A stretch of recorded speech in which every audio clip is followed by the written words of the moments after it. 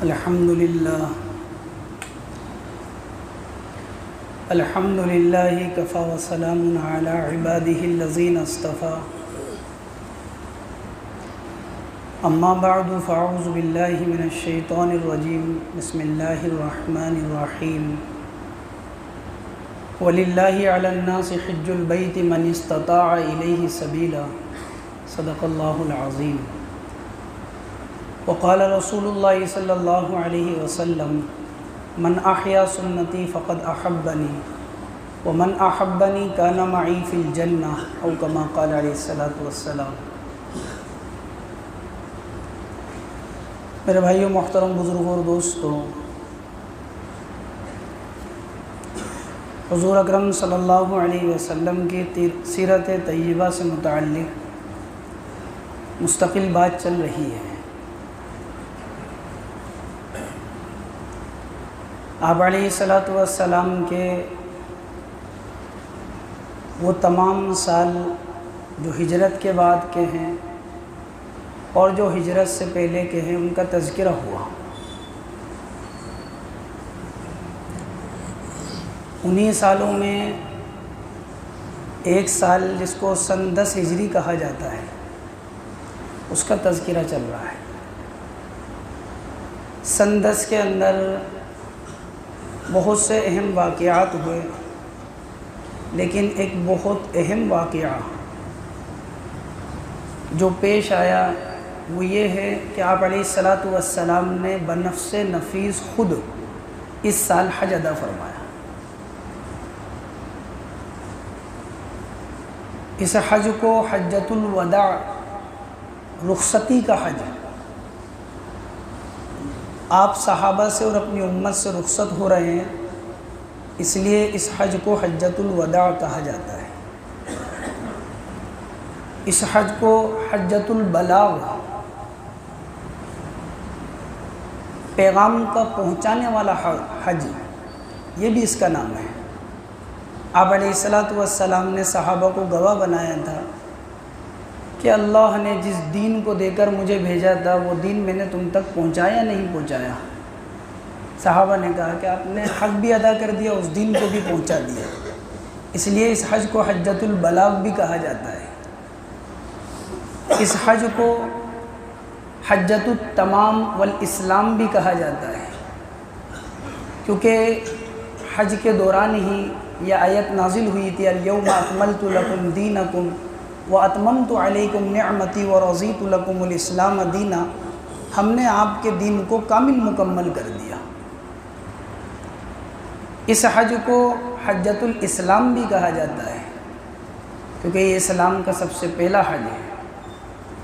اس سے پہلے حضرت ابوبکر صدیق رضی اللہ عنہ کو امیر بنا کر بھیجا، اور بنفس نفیس آپ علیہ الصلوۃ والسلام نے ہجرت کے بعد سب سے پہلا حج یہ کیا ہے۔ یہی پہلا تھا اور یہی آخر۔ حضور اکرم صلی اللہ علیہ وسلم نے ہجرت سے پہلے حج کیے ہیں یا نہیں کیے ہیں، اس بارے میں اختلاف ہے۔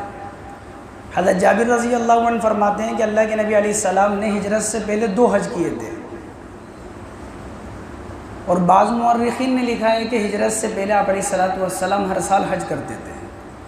لیکن اس بات میں ساری امت کا اتفاق ہے کہ آپ علیہ الصلوۃ والسلام نے ہجرت کے بعد ایک ہی حج کیا، جسے حجۃ الوداع کہا جاتا ہے۔ یہ حج جب آپ علیہ الصلوۃ والسلام نے اس حج کا جب ارادہ کیا تو آپ نے لوگوں میں اعلان کروایا کہ اس سال میرا حج کا ارادہ ہے، آئندہ سال میں رہوں نہ رہوں معلوم نہیں، اس لیے جو لوگ چاہتے ہیں مجھ سے حج کو سیکھ لینا، وہ حج سیکھ لے مجھ سے آ کر۔ آپ کے اس اعلان کی وجہ سے جو لوگ مدینے میں موجود تھے وہ حاضر ہوئے، جو لوگ قرب و جوار کے اندر موجود تھے وہ حاضر ہوئے، جو وفود ایمان اور اسلام کو قبول کرنے کے بعد اپنے علاقے میں چلے گئے تھے وہ حاضر ہوئے۔ ایک مجمع کثیر آپ علیہ الصلوۃ والسلام کے ساتھ حج کے لیے مدینے کے اندر حاضر ہو گیا۔ آپ علیہ الصلوۃ والسلام کے ساتھ بہت سے صحابہ وہ تھے جو مدینے میں حاضر ہو گئے۔ اکثر عام طور پر بہت سے وہ تھے کہ جو مدینے میں براہ راست نہیں پہنچ پائے، راستے میں مل گئے۔ بہت سے وہ تھے جو مکہ کے اندر آپ علیہ الصلوۃ والسلام پہنچے تو وہاں آ کر پہنچ گئے، اور یہاں تک کہ آپ عرفات کے میدان میں تھے، بہت سے وہاں تک پہنچے۔ اس لیے مورخین نے لکھا ہے کہ آپ علیہ الصلوۃ والسلام نے جو حج کیا اس میں 1,24,000 کم و بیش صحابہ تھے۔ بعض مورخین نے کہا کہ 1,10,000 صحابہ تھے، بعض نے کہا کہ 1,14,000 صحابہ اس کے اندر موجود تھے۔ ہر ایک اپنے نبی کو چاہتا تھا دیکھنا کہ حج کیسے کرتے ہیں، حج کا طریقہ کیا ہے، کیسے کیا جائے، حضور کی معیت میں حج۔ آپ علیہ الصلوۃ والسلام مدینے کے اندر موجود ہیں۔ مدینے میں ان دنوں کے اندر گرمی کی وجہ سے جو دانے نکلتے ہیں، جسے ہم اپنی زبان میں چیچک کی بیماری کہتے ہیں، وہ وبا پھیل رہی تھی۔ تو بہت سے لوگ مدینے کے اندر رہنے کے باوجود وہ حضور کے ساتھ حج میں نہیں جا سکے، کیونکہ ایک وبا تھی۔ بہت سا مجمع جڑ گیا اور بہت سے لوگ جن کو بیماری میں مبتلا تھے وہ نہیں جا سکے۔ آپ نے ان کی دلجوئی کے لیے اور ان کی رضا کے لیے آپ علیہ الصلوۃ والسلام نے ارشاد مبارک فرمایا کہ جس نے رمضان میں عمرہ کیا اس کو ثواب ایسا ملے گا جیسے اس نے حج کیا،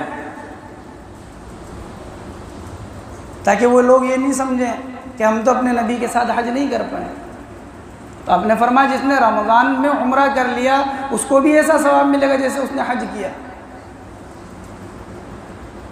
اللہ کے نبی علیہ الصلوۃ والسلام نے مدینے کے اندر حضرت ابو دجانہ رضی اللہ عنہ، سبا بن غرفتۃ الغفاری رضی اللہ عنہ، یہ دو صحابین کو والی بنایا، ذمہ دار بنایا مدینے کے اندر۔ حضرت ابو دجانہ رضی اللہ عنہ یہ بدری صحابی ہیں، بدر کے اندر شریک تھے، جلیل القدر صحابی ہیں۔ جب احد کے میدان میں اللہ کے نبی علیہ الصلوۃ والسلام کی حفاظت کے لیے ضرورت پڑی تو ایک ان میں ابو دجانہ تھے جنہوں نے اپنے آپ کو پیش کیا تھا کہ میری جان چلی جائے لیکن نبی کی جان محفوظ رہنا چاہیے، نبی کی جان پر کوئی بات نہیں آنا چاہیے۔ تو آپ نے ان کو ذمہ دار اور والی بنایا۔ 25 ذی القعدہ آپ علیہ الصلوۃ والسلام نے مدینے میں ظہر کی نماز ادا فرمائی۔ مورخین نے 3 تاریخ لکھی ہیں، بعض کہتے ہیں 24 ذی القعدہ تھی، بعض کہتے ہیں 25، بعض کہتے ہیں 26 ذی القعدہ تھی، لیکن راجح قول یہ ہے کہ 25 ذی القعدہ بروز شنبہ آپ علیہ الصلوۃ والسلام نے مدینے کے اندر مسجد نبوی میں ظہر کی نماز ادا فرمائی۔ ظہر کی نماز کے بعد آپ علیہ الصلوۃ والسلام مدینے سے صحابہ کرام رضوان اللہ تعالی علیہم اجمعین کے ساتھ نکلے، اور آپ یہاں سے چل کر پہنچے ذوالحلیفہ، ایک مقام ہے جو مدینے والوں کی میقات ہے۔ جب مدینے سے آدمی مکہ میں داخل ہونا چاہے گا تو جب اس میقات سے گزرے گا تو احرام باندھنا ضروری ہے۔ آج اس جگہ کا نام بئر علی ہے یا ابار علی ہے، وہاں ایک مسجد ہے آج بھی۔ آپ علیہ الصلوۃ والسلام ذوالحلیفہ پہنچے، حضور اکرم صلی اللہ علیہ وسلم موجود ہیں اور آپ کے صحابہ موجود ہیں۔ رات آپ نے یہی قیام فرمایا۔ جب صبح کا وقت آیا آپ علیہ الصلوۃ والسلام نے غسل کا اہتمام فرمایا، خوشبو کا اہتمام فرمایا، سر میں تیل لگایا اور خوب اچھی طرح تیل لگایا، کیونکہ اس وقت میں آپ علیہ الصلوۃ والسلام کے بال بڑے ہوئے تھے تو آگے احرام باندھنا تھا، تو احرام کی حالت میں منع ہے یہ ساری چیز، تو اس لیے پہلے یہ سارے اہتمام کیا آپ نے۔ اور فرمایا کہ ظہر کی نماز سے پہلے آپ نے احرام کے لیے غسل کیا، جو احرام کے وقت میں غسل کیا کرتے ہیں، ایک صبح غسل کیا پھر احرام کے لیے الگ غسل کیا آپ علیہ السلام نے۔ حضور اکرم صلی اللہ علیہ وسلم نے غسل فرمانے کے بعد ظہر کی نماز کے بعد آپ نے احرام کی 2 رکعت نماز پڑھی۔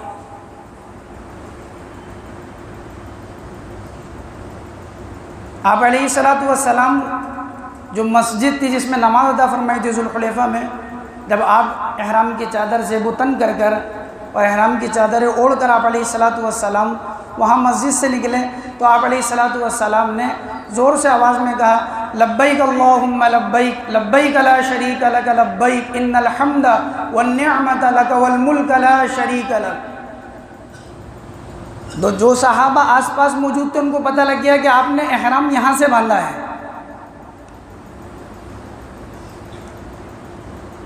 روایتوں میں آتا ہے کہ یہ جو ذوالحلیفہ اور یہ جو وادی ہے اس کو وادی عقیق کہتے ہیں۔ اللہ کے نبی علیہ الصلاۃ والسلام فرماتے ہیں کہ رات کو میں سویا ہوا تھا، میرے خواب میں ایک فرشتہ آیا اور اس فرشتے نے آ کر مجھے بتایا کہ یہ وادی مبارک وادی ہے، یہ وادی عقیق ہے۔ آپ یہاں پر نماز پڑھیں اور یہاں پر آپ احرام مانیں، حج میں عمرے کا احرام مانیں۔ حج 3 طرح کا ہوتا ہے، حج تمتع، حج افراد، حج قران۔ آپ نے جو احرام مانا تھا وہ حج قران کا احرام مانا، یعنی ایک احرام میں 2 کام، عمرہ بھی کیا آپ نے اور حج بھی کیا، اور آپ بیچ کے اندر عمرہ کر کر حلال نہیں ہوئے۔ جیسے یہاں سے حج کرنے والے جاتے ہیں حج تمتع کا احرام مانتے ہیں، عمرہ کرنے کے بعد جس وقت کے اندر طواف کر لیا، سعی کر لیا، حلق کرا لیا، اب احرام سے فارغ ہو جاتے ہیں، پھر حج کے وقت کے اندر دوبارہ احرام مانتے ہیں حج کا، اس کو کہتے ہیں حج تمتع۔ آپ نے صحابہ کو اختیار دیا، چاہو تو حج افراد کا احرام مانو، چاہو تمتع کا مانو، چاہو قران کا مانو۔ آپ نے قران کا مانا۔ قران کسے کہتے ہیں کہ آپ نے عمرے کا احرام مانا اور ابھی احرام سے آپ نکلے نہیں، اسی میں حج کا احرام، اور حج سے فارغ ہو کر آپ احرام سے نکلے، اس کو کہتے ہیں قران۔ حج افراد جس میں صرف حج کا احرام مانا جاتا ہے، جس میں عمرہ نہیں ہوتا ہے۔ 3 طرح کا حج ہوتا ہے۔ مورخین کی یہی رائے ہے، محققین کے نزدیک یہی ہے کہ آپ علیہ الصلاۃ والسلام کا احرام قران کا احرام تھا۔ آپ اپنی اونٹنی پر سوار ہوئے جس کا نام قصوہ تھا، اور آپ علیہ الصلاۃ والسلام جب اونٹنی پر سوار ہوئے تو آپ نے کہا لبیک اللہم لبیک لبیک لا شریک لک لبیک ان الحمد والنعمت لک والملک لا شریک لک۔ تو جن صحابہ نے مسجد کے وہاں پر لبیک کی آواز دور تک نہیں گئی تھی، مجمع بڑا تھا، تو بہت سے صحابہ نے سمجھا کہ آپ نے احرام کی نیت یہاں سے کی ہے، اس لیے بہت سے صحابہ نے یوں کہا ہے کہ آپ نے مسجد سے احرام مانا تھا، اور بہت سے نے کہا نہیں، اونٹنی پر آپ نے احرام کی نیت کری تھی۔ پھر آپ آگے چلیں تو ایک جگہ ہے ایک پہاڑی ہے، بیدہ کی پہاڑی اس کو کہا جاتا ہے۔ تو جب اونچی جگہ پر چڑھتے ہیں تو حاجی کو حکم ہے کہ وہ تلبیہ کہا کرے، لبیک کہا کرے۔ تو جیسے ہی اونچی جگہ پر آپ کی سواری چڑھی تو آپ نے پھر کہا لبیک اللہم لبیک، تو بہت سو نے یہاں پر آپ کی لبیک کو سنا، تو بہت سو نے یہاں سے نقل کر دیا کہ آپ نے احرام یہاں سے نیت کری تھی۔ صحابہ سے الگ الگ جگہوں پر منقول ہے۔ کسی نے مسجد سے نقل کیا، کسی نے اونٹنی پر سے نقل کیا، کیونکہ جس نے جہاں سے سنا وہاں سے نقل کر دیا۔ آپ علیہ الصلاۃ والسلام کے ساتھ مجمع ہے، اور آپ علیہ الصلاۃ والسلام یہ 26 ذی القعدہ ہے، 25 کو آپ مدینے سے نکلے ہیں، ذوالحلیفہ پہنچے ہیں، 26 کے دن آپ ظہر اور عصر کے درمیان کے اندر یہاں سے روانہ ہوئے ہیں مکۃ المکرمہ کے لیے۔ اسی سے متعلق انشاءاللہ پھر آئندہ بات ہے۔ الحمدللہ کفا سلام علی عبادہ الذین اصطفی، اما بعد فاعوذ باللہ من الشیطان الرجیم، بسم اللہ الرحمن الرحیم۔ وَلِلَّهِ عَلَى النَّاسِ حِجُّ الْبَيْتِ مَنِ اسْتَطَاعَ إِلَيْهِ سَبِيلًا صدق اللہ العظیم۔ وقال رسول اللہ صلی اللہ علیہ وسلم من احیا سنتی فقد احبنی ومن احبنی کان معی فی الجنہ، او کما قال علیہ الصلوۃ والسلام۔ میرے بھائیو، محترم بزرگوں اور دوستوں، حضور اکرم صلی اللہ علیہ وسلم کا حج، جسے حجۃ الوداع کہا جاتا ہے، حجۃ الاسلام، حجۃ البلاغ، اور بھی مختلف نام اس کے ہیں۔ اس کا تذکرہ چل رہا ہے۔ حضور اکرم صلی اللہ علیہ وسلم کی ایک ایک ادا، ایک ایک سنت، ایک ایک طریقہ اللہ تعالیٰ نے محفوظ کر دیا۔ آپ علیہ السلام نے حج کس طرح کیا وہ بھی اللہ رب العزت نے محفوظ کر دیا، کیونکہ آپ کا ہر طریقہ، ہر ادا، ہر سنت قیامت تک کے آنے والی انسانیت کے لیے رہبری کا ذریعہ ہے، تاکہ کوئی انسان یہ بات نہیں کہہ سکے کہ دین کے اس کام کو میں کیسے ادا کروں، میرے نبی کا اس میں کیا طریقہ تھا۔ اس لیے اللہ رب العزت نے ہر بات کو محفوظ کر دیا۔ آج بھی تقریباً 1450 سال کے بعد آپ علیہ السلام کی زندگی کے کسی بھی پہلو کا تذکرہ کیا جاتا ہے، ایسا محسوس ہوتا ہے جیسا کہ کل کی سی بات ہے۔ آپ علیہ السلام مدینہ المنورہ سے حج کے ارادے سے نکلے۔ آپ نے تلبیہ پڑھا، صحابہ کرام نے اس کو نقل کیا، صحابہ کی جماعت نے، بعض نے کہا کہ آپ نے مسجد سے تلبیہ پڑھا، بعض نے کہا جب آپ اونٹنی پر سوار ہوئے تب پڑھا، بعض نے کہا کہ آپ جب پہاڑی پر چڑھے جب آپ نے تلبیہ پڑھا۔ بہرحال حضور اکرم صلی اللہ علیہ وسلم کا یہ سفر جاری ہے۔ تقریباً 1,24,000 کے قریب صحابہ آپ کے ساتھ موجود ہیں۔ ایک مقام وہ آتا ہے کہ جہاں حضرت ابو بکر صدیق رضی اللہ عنہ کے گھر میں بیٹے کی ولادت ہوتی ہے۔ حضرت ابو بکر بھی حج کے دوران ہیں اور حضرت ابو بکر صدیق رضی اللہ عنہ کی اہلیہ بھی ہے اس حج کے اندر، اسماء بنت عمیس رضی اللہ تعالی عنہ ان کا نام ہے۔ تو حضرت ابو بکر صدیق رضی اللہ عنہ کی یہ جو بیوی ہیں، اہلیہ ہیں، یہ حمل سے تھی اور حج کے دوران ہی ان کے یہاں پر ولادت ہوئی۔ تو جو بیٹے ہوئے حضرت ابو بکر کے، ان کا نام محمد رکھا گیا، محمد بن ابو بکر۔ حضور اکرم صلی اللہ علیہ وسلم سے مسئلہ معلوم کیا گیا، کیونکہ جب عورت کے یہاں جب ولادت ہوتی ہے تو نماز وغیرہ کے مسائل پیدا ہوتے ہیں کہ عورت اب پاک نہیں ہے تو نماز کیسے پڑھے گی، حج کیسے کرے گی، ایک مسئلہ پیش آ گیا۔ اور صحابہ ہر مسئلے کے اندر حضور کی طرف رجوع کیا کرتے تھے، اس لیے حضور کی طرف رجوع کیا کہ اب کیا ہوگا۔ آپ علیہ السلام نے فرمایا کہ وہ تلبیہ جس طرح پڑھ رہی تھی وہ پڑھتی رہیں، اور وہ احرام ہی کی حالت میں ہیں۔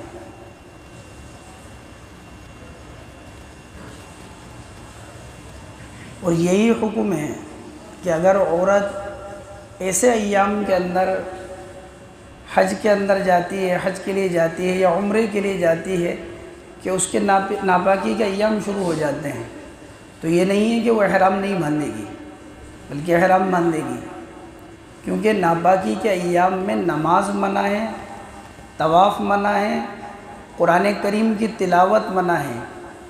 باقی جو حج ہوتا ہے وہ حج صرف بیت اللہ وہاں نہیں ہوتا ہے، بلکہ آدمی منی بھی جاتا ہے، مزدلفہ بھی جاتا ہے، عرفات بھی جاتا ہے، شیطان کو کنکریاں بھی مارتا ہے، قربانی بھی کرتا ہے، اگر آدمی ہے تو حلق بھی کراتا ہے، عورت ہے تو ایک پوروے کے برابر بال بھی کاٹتی ہے۔ تو حج تو مختلف مقامات پہ ادا کرنے کا نام ہے۔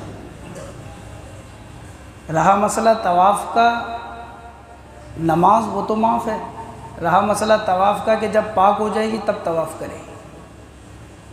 تو اس لیے آپ علیہ السلام سے مسئلہ معلوم کیا گیا، تو آپ علیہ السلام نے مسئلہ بتایا۔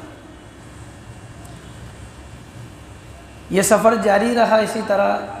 ایک مقام آتا ہے جہاں پر اللہ رب العزت نے حضرت جبریل کو بھیجا، اور حضرت جبریل نے اللہ کے نبی علیہ السلام سے آ کر عرض کیا کہ اللہ کے نبی آپ اپنے صحابہ سے کہیں کہ تلبیہ زور سے پڑھیں، لبیک اللہم لبیک، اس کو زور سے پڑھیں۔ کیونکہ تلبیہ جو ہے یہ حج کا شعار ہے، اسی لیے حاجی احرام باندھتا ہے تو تلبیہ پڑھتا ہے، اور کہاں تک پڑھتا رہتا ہے؟ یہاں تک کہ وہ بیت اللہ کو دیکھ لے کہ برابر تلبیہ پڑھتا رہتا ہے۔ اس لیے فرمایا کہ صحابہ سے فرمایا آپ کہ حج کا شعار ہے یہ تلبیہ، تو اس لیے تلبیہ کو زور سے پڑھے۔ اللہ کے نبی علیہ السلام کا یہ سفر جاری ہے، اور آپ علیہ السلام ایک مقام ہے، مقام روحہ ایک جگہ کا نام ہے۔ آپ وہاں پر پہنچے، ایک عورت نے آپ علیہ السلام کی سواری کو رکوایا۔ اللہ کے نبی علیہ السلام نے اپنی سواری روکی، اور اس عورت نے کہا اللہ کے نبی یہ میرا چھوٹا سا بچہ ہے، یہ بڑا ضدی ہے اور بہت غصہ آتا ہے اس کو، اس لیے میں نے عرض کیا کہ صحابہ اور صحابیات اپنا ہر مسئلہ حضور سے رکھا کرتے تھے، حضور کے سامنے پیش کیا کرتے تھے کہ یہ معاملہ ہے تو اس کا کیا حل ہے، کیونکہ حضور اکرم صلی اللہ علیہ وسلم نبی بھی ہیں اور معلم بھی ہیں، سکھانے والے ہیں دین کو۔ تو عورت نے کہا کہ حضور یہ میرا بچہ ہے، یہ ضدی قسم کا بچہ ہے اور اس کو بہت زیادہ غصہ آتا ہے، آپ اس کے لیے دعا کر دیں۔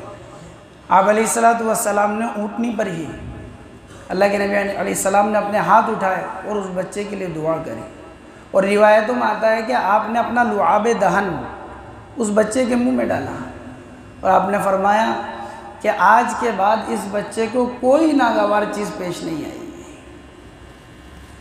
کیونکہ آپ کے لعاب دہن کی یہ برکت ہے کہ اب یہ اس کے منہ میں چلا گیا کہ اب آج کے بعد اس کو کوئی ناگوار چیز پیش نہیں آئی۔ حضرت ابن عباس رضی اللہ عنہما کی روایت کے اندر آتا ہے یہ مقام روحہ کون سی جگہ ہے؟ فرمایا کہ یہ وہ جگہ ہے جہاں سے 70 نبیوں نے حج کے لیے 70 نبی حج کے لیے گزرے ہیں، اور جن کے بدن کے اوپر اون کے کپڑے تھے۔ اور حضرت شیخ نے لکھا ہے کہ اللہ کے نبی علیہ السلام نے فرمایا آپ نے وہاں نماز پڑھی مقام روحہ پر، اور آپ نے فرمایا یہ وہ جگہ ہے جہاں پر 70 نبیوں نے نماز پڑھی ہے۔ یہی وہ جگہ تھی مقام روحہ جہاں پر ایک جنگلی جانور جسے ہم اپنی زبان میں نیل گائے کہتے ہیں کہ اس کے اوپر شکاری کے شکار کے آثار ہیں، یعنی اس کے زخم لگا ہوا ہے۔ صحابہ وہاں موجود ہیں اور مقام روحہ میں وہ جانور آیا۔ حضور اکرم صلی اللہ علیہ وسلم نے صحابہ سے فرمایا کہ اس کو چھوڑ دو، اس سے کوئی کسی قسم کی کوئی بات اور کسی قسم کا کوئی معاملہ نہیں ہو، یعنی شکار وغیرہ نہیں کرے۔ آپ نے فرمایا کہ اس کے اوپر جو زخم کے آثار لگ رہے ہیں اس کا شکاری خود اس کو تلاش کرے گا، کیونکہ حاجی کے لیے یہ مسئلہ ہے احرام کی حالت میں نہ تو وہ شکار کر سکتا نہ اس کے لیے شکار کیا جا سکتا۔ احرام میں بہت ساری پابندی ہوتی ہیں، ایک پابندی اس میں سے یہ بھی ہوتی ہے۔ تو اتنے میں وہ شکاری جس نے شکار کیا تھا وہ آ گیا، اور اس نے حضور سے کہا کہ یہ میں نے شکار کیا تھا لیکن یہ میں آپ کو ہدیہ کر رہا ہوں۔ تو آپ نے فرمایا کہ اب ہمارے لیے یہ حلال ہے۔ حضرت ابوبکر صدیق رضی اللہ عنہ نے اس کو ذبح کیا کہ کیونکہ یہ حاجیوں کے لیے شکار نہیں کیا، شکار تو اس نے خود کے لیے کیا تھا، اس کو نہیں معلوم تھا کہ حاجی لوگ آگے موجود ہیں، کہ جو شکار حاجی کے لیے کیا جائے اس کی نیت سے یا حاجی خود کرے، فرمایا کہ احرام کی حالت میں جائز نہیں ہے۔ لیکن اس نے شکار کیا تھا خود کے لیے اور ہدیہ کیا، آپ علیہ السلام نے فرمایا کہ اب کوئی حرج نہیں ہے۔ حضرت ابوبکر صدیق رضی اللہ عنہ نے اس کو ذبح کیا۔ آپ علیہ السلام ایک مقام پر پہنچے جہاں پر آپ نے دیکھا کہ ایک ہرن ہے اور اس کے تیر لگا ہوا ہے، اور وہ ایک درخت کے سائے کے نیچے بیٹھی ہوئی ہے۔ اللہ کے نبی علیہ السلام نے فرمایا ابو بکر تم اس طرف جا کر کھڑے ہو جاؤ کہ دیکھو کہ یہ جو حاجی جا رہے ہیں احرام کی حالت میں، صحابہ کرام یعنی ان میں سے کوئی شکار نہیں کر لے، کیونکہ حاجی کے لیے منع ہے، اور اس کے شکاری کا معلوم نہیں تھا کس نے شکار کیا۔ روایتوں میں آتا ہے کہ حضرت ابوبکر صدیق رضی اللہ عنہ کھڑے رہے یہاں تک کہ سارا کا سارا قافلہ گزر گیا۔ اللہ کے نبی علیہ الصلوۃ والسلام کا سامان مدینے سے جو آپ کا سامان تھا اور حضرت ابوبکر صدیق رضی اللہ عنہ کا جو سامان تھا وہ ایک اونٹنی پر تھا۔ تو حضرت ابوبکر صدیق رضی اللہ عنہ نے فرمایا کہ میرا یہ غلام ہے اور میرا خادم ہے اور یہ اس کی جو ہے نا دیکھ بھال کرے گا۔ تو ایک مقام وہ آیا کہ جہاں پر صحابہ کرام نے قیام فرمایا، جن کے ذمہ اونٹنی تھی انہوں نے بھی قیام کیا اور اونٹنی کے پاس بیٹھے بیٹھے آنکھ لگ گئی، سو گئے، اور یہ اونٹنی تھی یہ چل لی۔ اب جب ان کی آنکھ کھلی تو دیکھا کہ آس پاس اونٹنی نہیں ہے اور سارا کھانے پینے کا سامان اس کے اوپر ہے، تو یہ سمجھے کہ قافلہ جس طرف گیا اسی طرف چلی گئی ہوگی اونٹنی، تلاش کرنے کے لیے نکلے لیکن نہیں ملی اونٹنی۔ حتیٰ کہ جہاں پر حضور اکرم صلی اللہ علیہ وسلم نے آگے جا کر قیام فرمایا، آپ رکے ایک جگہ پر، وہاں ایک خیمہ لگایا گیا جہاں حضرت ابوبکر صدیق رضی اللہ عنہ موجود ہیں، حضرت عائشہ رضی اللہ تعالیٰ عنہ موجود ہیں، حضرت ابو بکر موجود ہیں اور حضرت ابو بکر کی اہلیہ اسماء بنت عمیس رضی اللہ تعالیٰ عنہ، یہ چاروں موجود ہیں۔ وہ خادمہ ہے، کہا کہ حضور، حضرت ابو بکر سے کہنے لگے وہ تو اونٹنی گم ہو گئی میرے پاس اور میں نے بہت تلاش کیا مجھے نہیں ملی۔ تو حضرت ابو بکر صدیق رضی اللہ عنہ کو غصہ آیا، فرمایا کہ اونٹنی پر سارا سامان موجود تھا، اگر صرف میرے سامان کی بات ہوتی تو بات الگ تھی، اس کے اوپر تو حضور اکرم صلی اللہ علیہ وسلم کا سامان بھی موجود تھا، وہ لمبا سفر ہے، سارا توشہ اس کے اوپر موجود تھا۔ اور غصے ہونے لگے حضرت ابوبکر صدیق رضی اللہ عنہ، روایتوں میں آتا ہے کہ حضرت ابوبکر نے اس کے ایسے کان موڑ دیے۔ تو اللہ کے نبی علیہ الصلوۃ والسلام نے فرمایا کہ ابو دیکھو ان حاجی کو احرام کی حالت میں کیا کرتے ہیں، دیکھو ان حاجی کو احرام کی حالت میں کیا کرتے ہیں۔ اور آپ نے فرمایا ابوبکر غصے کیوں ہوتے ہو، اس کی کوئی غلطی نہیں ہے، اور آپ نے تسلی دی۔ اتنے میں صحابہ کرام رضوان اللہ تعالی علیہم اجمعین کو پتہ لگا تو بہت سے صحابہ تھے، وہ کچھ کھجور لے آئے، کچھ گھی لے آئے، کچھ پنیر لے آئے اور آپ علیہ الصلوۃ والسلام کی خدمت میں پیش کیا، اور آپ علیہ الصلوۃ والسلام اس میں سے کھانے لگے۔ حضرت ابوبکر صدیق رضی اللہ عنہ سے بھی کہا کہ تم بھی اس میں سے کھاؤ، اور جو موجود تھے وہ بھی کھانے لگے۔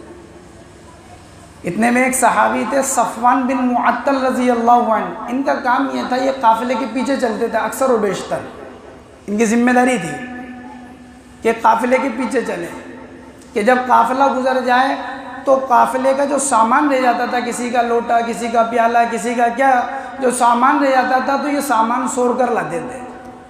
تو یہ پیچھے سے آ رہے تھے، ان کو وہ اونٹنی مل گئی جو اونٹنی گم ہو گئی تھی، اور وہیں یہ بھی پہنچ گئے۔ انہوں نے کہا کہ وہ جو آپ کی اونٹنی گم ہو گئی تھی وہ مجھے مل گئے، سامان ایسا کا ایسا موجود ہے۔ ایک صحابی حضرت سعد بن عبادہ رضی اللہ عنہ، ان کے بھی علم میں آئی بات کہ اللہ کے نبی علیہ الصلوۃ والسلام کا جو سامان ہے، جو اونٹنی تھی جس پر سامان تھا وہ گم ہو گیا، تو وہ اپنا اونٹ لے کر آیا جس کے اوپر سامان موجود تھا خود کا، اور فرمایا کہ حضور یہ آپ کی خدمت کے اندر ہے، آپ اس کو قبول فرما لیں۔ اللہ کے نبی نے فرمایا کہ سعد، کیا وہ ضیافت اور مہمان نوازی کم ہے جو تم مدینے سے کرتے آ رہے ہو ہماری؟ یہ بہت سخی تھے، بہت سخاوت۔ فرمایا کہ کیا وہ ضیافت اور مہمان نوازی کم ہے جو تم مدینے سے کرتے ہوئے آ رہے ہو؟ اتنی تو مہمان نوازی کری۔ تو فرمانے لگے اللہ کے نبی، یہ آپ کا احسان ہے کہ آپ میرا مال قبول کر رہے ہیں، اور میرا بہترین مال وہ ہے جو آپ قبول کر لیں اس کے مقابلے میں جو آپ چھوڑ دیں۔ یہ آپ کا احسان ہے کہ آپ نے میرا مال قبول کر لیا۔ اور یہی بات ہے، کائنات کے اندر سب سے زیادہ اگر آدمی یہ چاہتا ہے کہ اس کا مال سب سے بہتر جگہ لگے تو وہ نبی کی ذات ہوتی ہے، کہ نبی کی ذات پر لگے۔ اس لیے حضرت ابوبکر نے کہ 40,000 درہم اور دنانیر کے مالک تھے جس دن ایمان قبول کیا، اسلام میں داخل ہوئے، اور سارا کا سارا اللہ کے نبی اور اسلام اور دین کے اوپر خرچ کر دیا۔ اور سب سے بہتر مال وہ ہوتا ہے جو نبی کی ذات کے اوپر خرچ ہو، اور اس کے بعد اگر کسی کی ذات پر ہے نبی کے وارثین کے اوپر خرچ ہو، اہل علم علماء کے اوپر خرچ ہو۔ فرمایا کہ وہ مال میرا بہتر وہ ہے جو آپ قبول کر لیں، اس مال سے جو آپ چھوڑ دیں۔ حضرت ثابت رضی اللہ عنہ موجود تھے، وہ کہنے لگے کہ زمانہ جاہلیت میں بھی یہ بہت خرچ کیا کرتے تھے اللہ کے نبی۔ تو اللہ کے نبی علیہ السلام نے وہ مشہور حدیث جو روایتوں میں آتا ہے، آپ نے فرمایا الناس معادن کمعادن الذهب والفضہ خیارهم فی الجاہلیہ خیارهم فی الاسلام، کہ لوگ تو سونے چاندی کی کھان کی طرح ہیں۔ آپ نے اس موقع پر فرمائی تھی کہ جو زمانہ جاہلیت میں بہتر تھے، اگر دین کی سمجھ ہوگی تو وہ اسلام میں بھی بہتر ہے، کہ لوگ سونے چاندی کی کھان کی طرح ہیں۔ اللہ نے ان میں مختلف صلاحیتوں کو رکھا ہے، ہر ایک الگ صلاحیت کا مالک ہے، ہر ایک کو اللہ رب العزت نے ایک الگ نعمت عطا فرمائی ہے۔ کوئی سخی ہے، کوئی بہادر ہے، اور کوئی کسی کے اندر کیا ہے، اللہ کا خوف زیادہ ہے، اللہ کا ڈر ہے، اور کوئی عدل انصاف کرنے والا ہے، کوئی علم کا زیادہ جاننے والا ہے۔ لوگ تو سونے چاندی کی کھانوں کی طرح ہیں۔ آپ علیہ السلام نے حضرت سعد بن عبادہ رضی اللہ عنہ کے لیے بات فرمائی، اور آپ علیہ السلام نے فرمایا اللہ تمہارے مال میں برکت دے، ہماری جو اونٹنی گم ہو گئی تھی وہ اونٹنی مل گئی۔ اسی سے متعلق انشاءاللہ پھر بات ہے۔ الحمدللہ کفا وسلام علی عبادہ الذین اصطفیٰ، اما بعد فاعوذ باللہ من الشیطان الرجیم، بسم اللہ الرحمن الرحیم، وَأَتِمُّوا الْحَجَّ وَالْعُمْرَةَ لِلَّهِ صدق اللہ العظیم۔ وقال رسول اللہ صلی اللہ علیہ وسلم اول صلاح هذه الامة بالیقین والزہد واول فسادها بالبخل والعمل، او کما قال علیہ السلام۔ میرے بھائیو محترم بزرگوں اور دوستو، حضور اکرم صلی اللہ علیہ وسلم کی سیرت طیبہ سے متعلق بات چل رہی ہے۔ حضور اکرم صلی اللہ علیہ وسلم نے جس طرح مجھے اور آپ کو اور قیامت تک آنے والی انسانیت کو نماز، روزہ، زکوٰۃ اور اسلام کے دیگر ارکان اور ان کے احکامات سکھائے ہیں اور بتائے ہیں، ایسے ہی آپ علیہ السلام نے حج بھی کر کے بتایا ہے، اقوال اور افعال دونوں طرح بتایا ہے۔ آپ نے کہہ کر بھی سمجھایا ہے، کر کر بھی بتایا ہے۔ اسی لیے آپ علیہ السلام کا جو آخری حج جسے کہا جاتا ہے حجۃ الوداع، اس کا تذکرہ چل رہا ہے۔ حضور اکرم صلی اللہ علیہ وسلم مدینہ المنورہ سے روانہ ہوئے اور مختلف علاقوں سے چل کر آپ علیہ السلام ایک جگہ پہنچے جسے کہتے ہیں مقام ابوا۔ یہ وہ جگہ ہے جس کے بارے میں مؤرخین نے یہ لکھا ہے کہ حضور اکرم صلی اللہ علیہ وسلم کی والدہ کی قبر اسی جگہ پر ہے۔ حضور اکرم صلی اللہ علیہ وسلم جب اس مقام پر پہنچے تو روایتوں کے اندر آتا ہے، بعض محدثین کا تو کہنا یہ ہے کہ یہ اس موقع کا واقعہ ہے، بعض کہتے ہیں کہ یہ اس وقت کا واقعہ نہیں بلکہ کسی اور وقت کا واقعہ ہے، دونوں طرح کی روایتیں ہیں۔ بہرحال اتنی بات ضرور ثابت ہے کہ حضور اکرم صلی اللہ علیہ وسلم جب اپنی والدہ کی قبر پر آئے اور آپ نے اللہ سے اجازت مانگی کہ میں اپنی والدہ کی قبر کی زیارت کرنا چاہتا ہوں، تو آپ کو اجازت مل گئی۔ تو آپ اتنا روئے کہ آپ کے رونے کی وجہ سے صحابہ کرام رضوان اللہ تعالی علیہم اجمعین کو بھی رونا آ گیا، کیونکہ آپ علیہ السلام کی والدہ کا انتقال بچپن میں ہی، جب حضور چھوٹے تھے، بعض نے کہا کہ آپ 6 سال کے تھے یا 4 سال کے تھے، مختلف روایتیں ہیں، فرمایا کہ اسی وقت میں آپ کی والدہ کا انتقال ہو گیا تھا۔ تو آپ علیہ السلام کو وہ یادیں تازہ ہو گئی جو بچپن کی یادیں تھیں، اس لیے فرمایا کہ آپ کی آنکھوں سے اتنے بے ساختہ آنسو نکلے کہ آپ کو دیکھ کر صحابہ کرام رضوان اللہ تعالی علیہم اجمعین بھی رونے لگے۔ یہی وہ مقام ابوا ہے جہاں حضرت صفیہ رضی اللہ تعالی عنہا، جو حضور صلی اللہ علیہ وسلم کی زوجہ محترمہ اور تمام مسلمانوں کی ماں ہیں، ان کی جو اونٹنی تھی جس پر وہ سوار ہو کر آ گئی، وہ بیمار ہو گئی۔ روایتوں میں آتا ہے کہ حضرت صفیہ کو اتنا دکھ ہوا اس بات کا کہ لمبا سفر ہے، مکہ پہنچنا ہے اور اونٹنی بیمار ہو گئی، تو آپ رونے لگی، آپ کی آنکھوں سے آنسو بہنے لگے۔ اللہ کے نبی علیہ الصلوۃ والسلام نے ان کو چپ کرایا اور آپ نے بذات خود اپنے دست مبارک سے ان کے آنسوؤں کو صاف کیا، تو وہ اور زیادہ رونے لگی۔ بدرجہ مجبوری آپ علیہ الصلوۃ والسلام کو قافلہ یہاں روکنا پڑا۔ حضور اکرم صلی اللہ علیہ وسلم مقام ابوا سے آگے چل کر ایک جگہ جحفہ، وہاں علیہ الصلوۃ والسلام پہنچے۔ آپ علیہ السلام سواری پر سوار تھے، ایک عورت تھی وہ بھی اپنی سواری پر تھی، اور اس عورت نے اپنے کندھے سے اپنے بچے کو اونچے کیا، چھوٹا بچہ تھا، اور اس نے فرمایا کہ حضور یہ جو بچہ ہے کیا اس کی طرف سے بھی حج کیا جا سکتا ہے؟ ایک مسئلہ معلوم کیا کہ حضور یہ چھوٹا بچہ ہے، نابالغ بچہ ہے، گود کا بچہ ہے، کیا اس کی طرف سے بھی حج کیا جا سکتا ہے؟ آپ علیہ الصلوۃ والسلام نے فرمایا کہ ہاں اس کی طرف سے بھی حج کیا جا سکتا ہے اور اس کا اجر تجھے ملے گا۔ معلوم یہ ہوا کہ نابالغ بچے کی طرف، یعنی نابالغ بچے کو آدمی لے جائے حج کے لیے تو اس کی طرف سے حج ہو جائے گا، لیکن یہ جو حج فرض بالغ ہونے کے بعد ہوتا ہے وہ حج ادا نہیں ہوگا، بلکہ یہ نفل حج ہوگا۔ آدمی کے اوپر بالغ ہونے کے بعد، صاحب استطاعت، صاحب نصاب ہونے کے بعد جو حج ہوتا ہے وہ اپنی جگہ پر فرض رہے گا۔ اسی طرح یہ بھی معلوم ہوا کہ نابالغ بچہ اگر حج یا عمرے کے لیے جاتا ہے تو اگر اس سے کوئی غلطی ہو جاتی ہے تو اس غلطی کے اوپر اس کے اوپر دم یا صدقہ نہیں آئے گا، کیونکہ یہ ابھی پوری طرح مکلف ہی نہیں ہے۔ اس لیے اس عورت نے سوال کیا کہ حضور یہ جو بچہ ہے کیا اس بچے کی طرف سے حج ہو جائے گا؟ آپ نے فرمایا کہ ہاں ہو جائے گا، اور اس کا اجر تجھے ملے گا۔ آپ علیہ الصلوۃ والسلام یہاں سے آگے چل کر وادی عصفان ایک وادی ہے، وہاں آپ علیہ الصلوۃ والسلام پہنچے۔ اللہ کے نبی علیہ السلام نے حضرت ابوبکر صدیق رضی اللہ عنہ سے پوچھا کہ ابوبکر یہ کون سی وادی ہے؟ فرمایا کہ اللہ کے نبی وادی عصفان ہے۔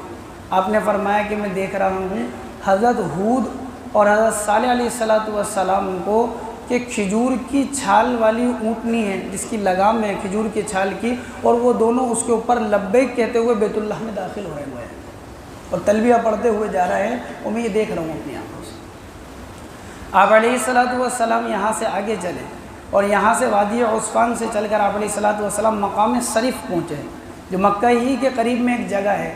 صریف وہ مقام ہے جہاں پر حضرت میمونہ رضی اللہ تعالیٰ عنہ جو حضور صلی اللہ علیہ وسلم کے زوجہ مطہرہ ہیں، ان کی قبر بھی وہیں موجود ہے، آج بھی وہیں موجود ہے ان کی قبر۔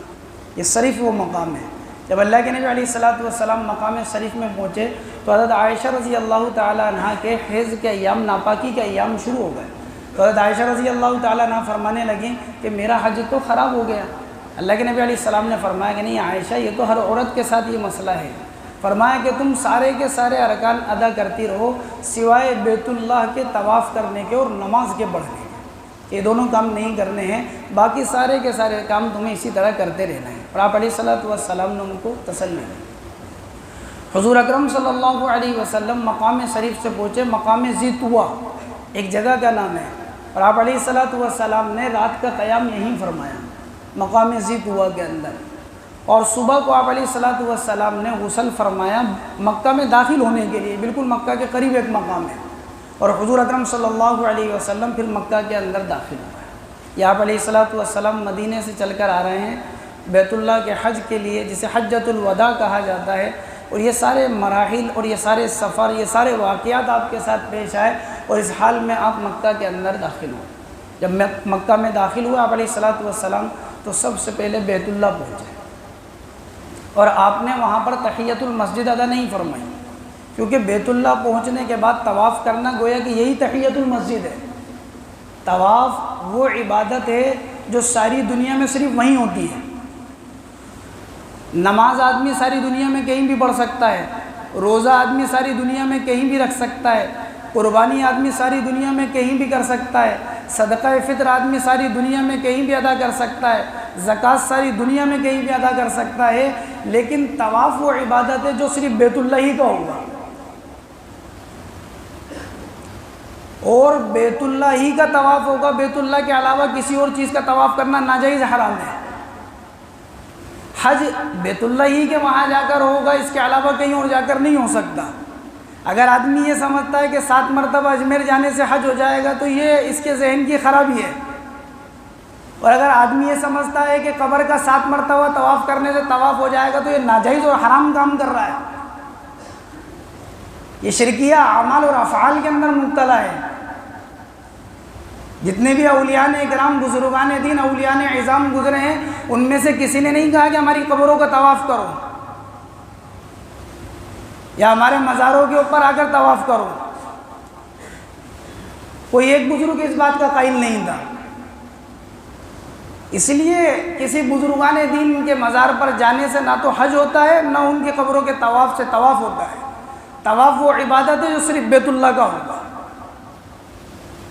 اللہ کے نبی علیہ السلام پہنچے ہیں مکہ مکرمہ کے اندر، اور آپ علیہ السلام نے بیت اللہ کے وہاں پہنچ کر حجر اسود جو ہے، حجر اسود جنت کا پتھر ہے، فرمایا اللہ رب العزت اس کو قیامت کے دن ایک زبان دیں گے اور 2 ہونٹ دیں گے اور 2 آنکھیں دیں گے، اور یہ گواہی دے گا ہر اس انسان کے بارے میں جس نے اس کو حق کے ساتھ بوسہ دیا تھا۔ فرمایا کہ جنت کا پتھر ہے، جب جنت سے لایا گیا تو دودھ سے زیادہ سفید تھا، اور ابن آدم کی خطاؤں نے اس کو چھو چھو کر فرمایا کہ سیاہ کر دیا، کہ ایک پتھر جو جنت سے آیا ہے اور ابن آدم کے گناہوں کا اثر اس پر یہ پڑا کہ وہ چھونے کی وجہ سے، بار بار اس کے بوسہ دینے کی وجہ سے، ابن آدم کے خطاؤں کی وجہ سے وہ سیاہ ہو گیا۔ تو سوچے کہ جو دل اور جو انسان، میں اور آپ جو ہم گناہوں میں مبتلا ہیں، تو وہ جو گوشت کا لوتڑا جو پتھر بھی نہیں، اس کا حال کیا بنتا ہوگا؟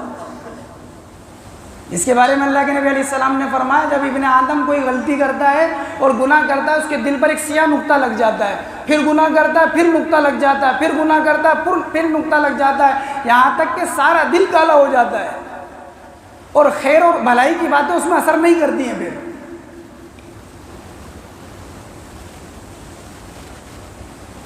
آپ علیہ السلام نے حجر اسود کا بوسہ دیا۔ حجر اسود کا بوسہ دینا ممکن ہوتا ہے تو اس کا طریقہ یہ ہے کہ آدمی حجر اسود کے اوپر اس طرح ہاتھ کو رکھ کر اور اپنا بوسہ اس کو دے، اور اگر بوسہ ممکن نہیں ہوتا ہے بھیڑ اور ازدحام کی وجہ سے، تو جو ہری بتی ہے وہاں سے آدمی اس طرح اشارہ کرتا ہے بسم اللہ اللہ اکبر، اور اس طرح بوسہ دیتا ہے۔ حجر اسود کے بوسے کا طریقہ ہے۔ آپ نے حجر اسود کا بوسہ دیا اور بیت اللہ کا طواف شروع کیا۔ بیت اللہ کا طواف کریں گے تو سبحان اللہ والحمد للہ ولا الہ الا اللہ واللہ اکبر یہ پڑھتے رہیں گے، اور بھی اس کے علاوہ ذکر اذکار کر سکتے ہیں کہ کہاں تک کریں گے کہ رکن یمانی تک، اور پھر جب رکن یمانی پر پہنچیں گے اللہم انی اسألک العفو والعافیہ فی الدنیا والآخرہ ربنا آتنا فی الدنیا حسنہ وفی الآخرۃ حسنۃ وقنا عذاب النار، کہ کہاں تک کہ حجر اسود تک،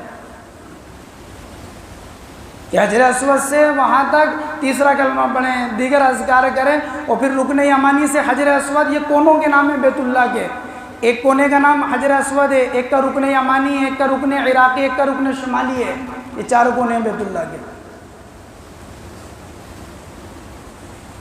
آپ علیہ السلام نے استلام کیا، بوسہ دیا حجر اسود کا،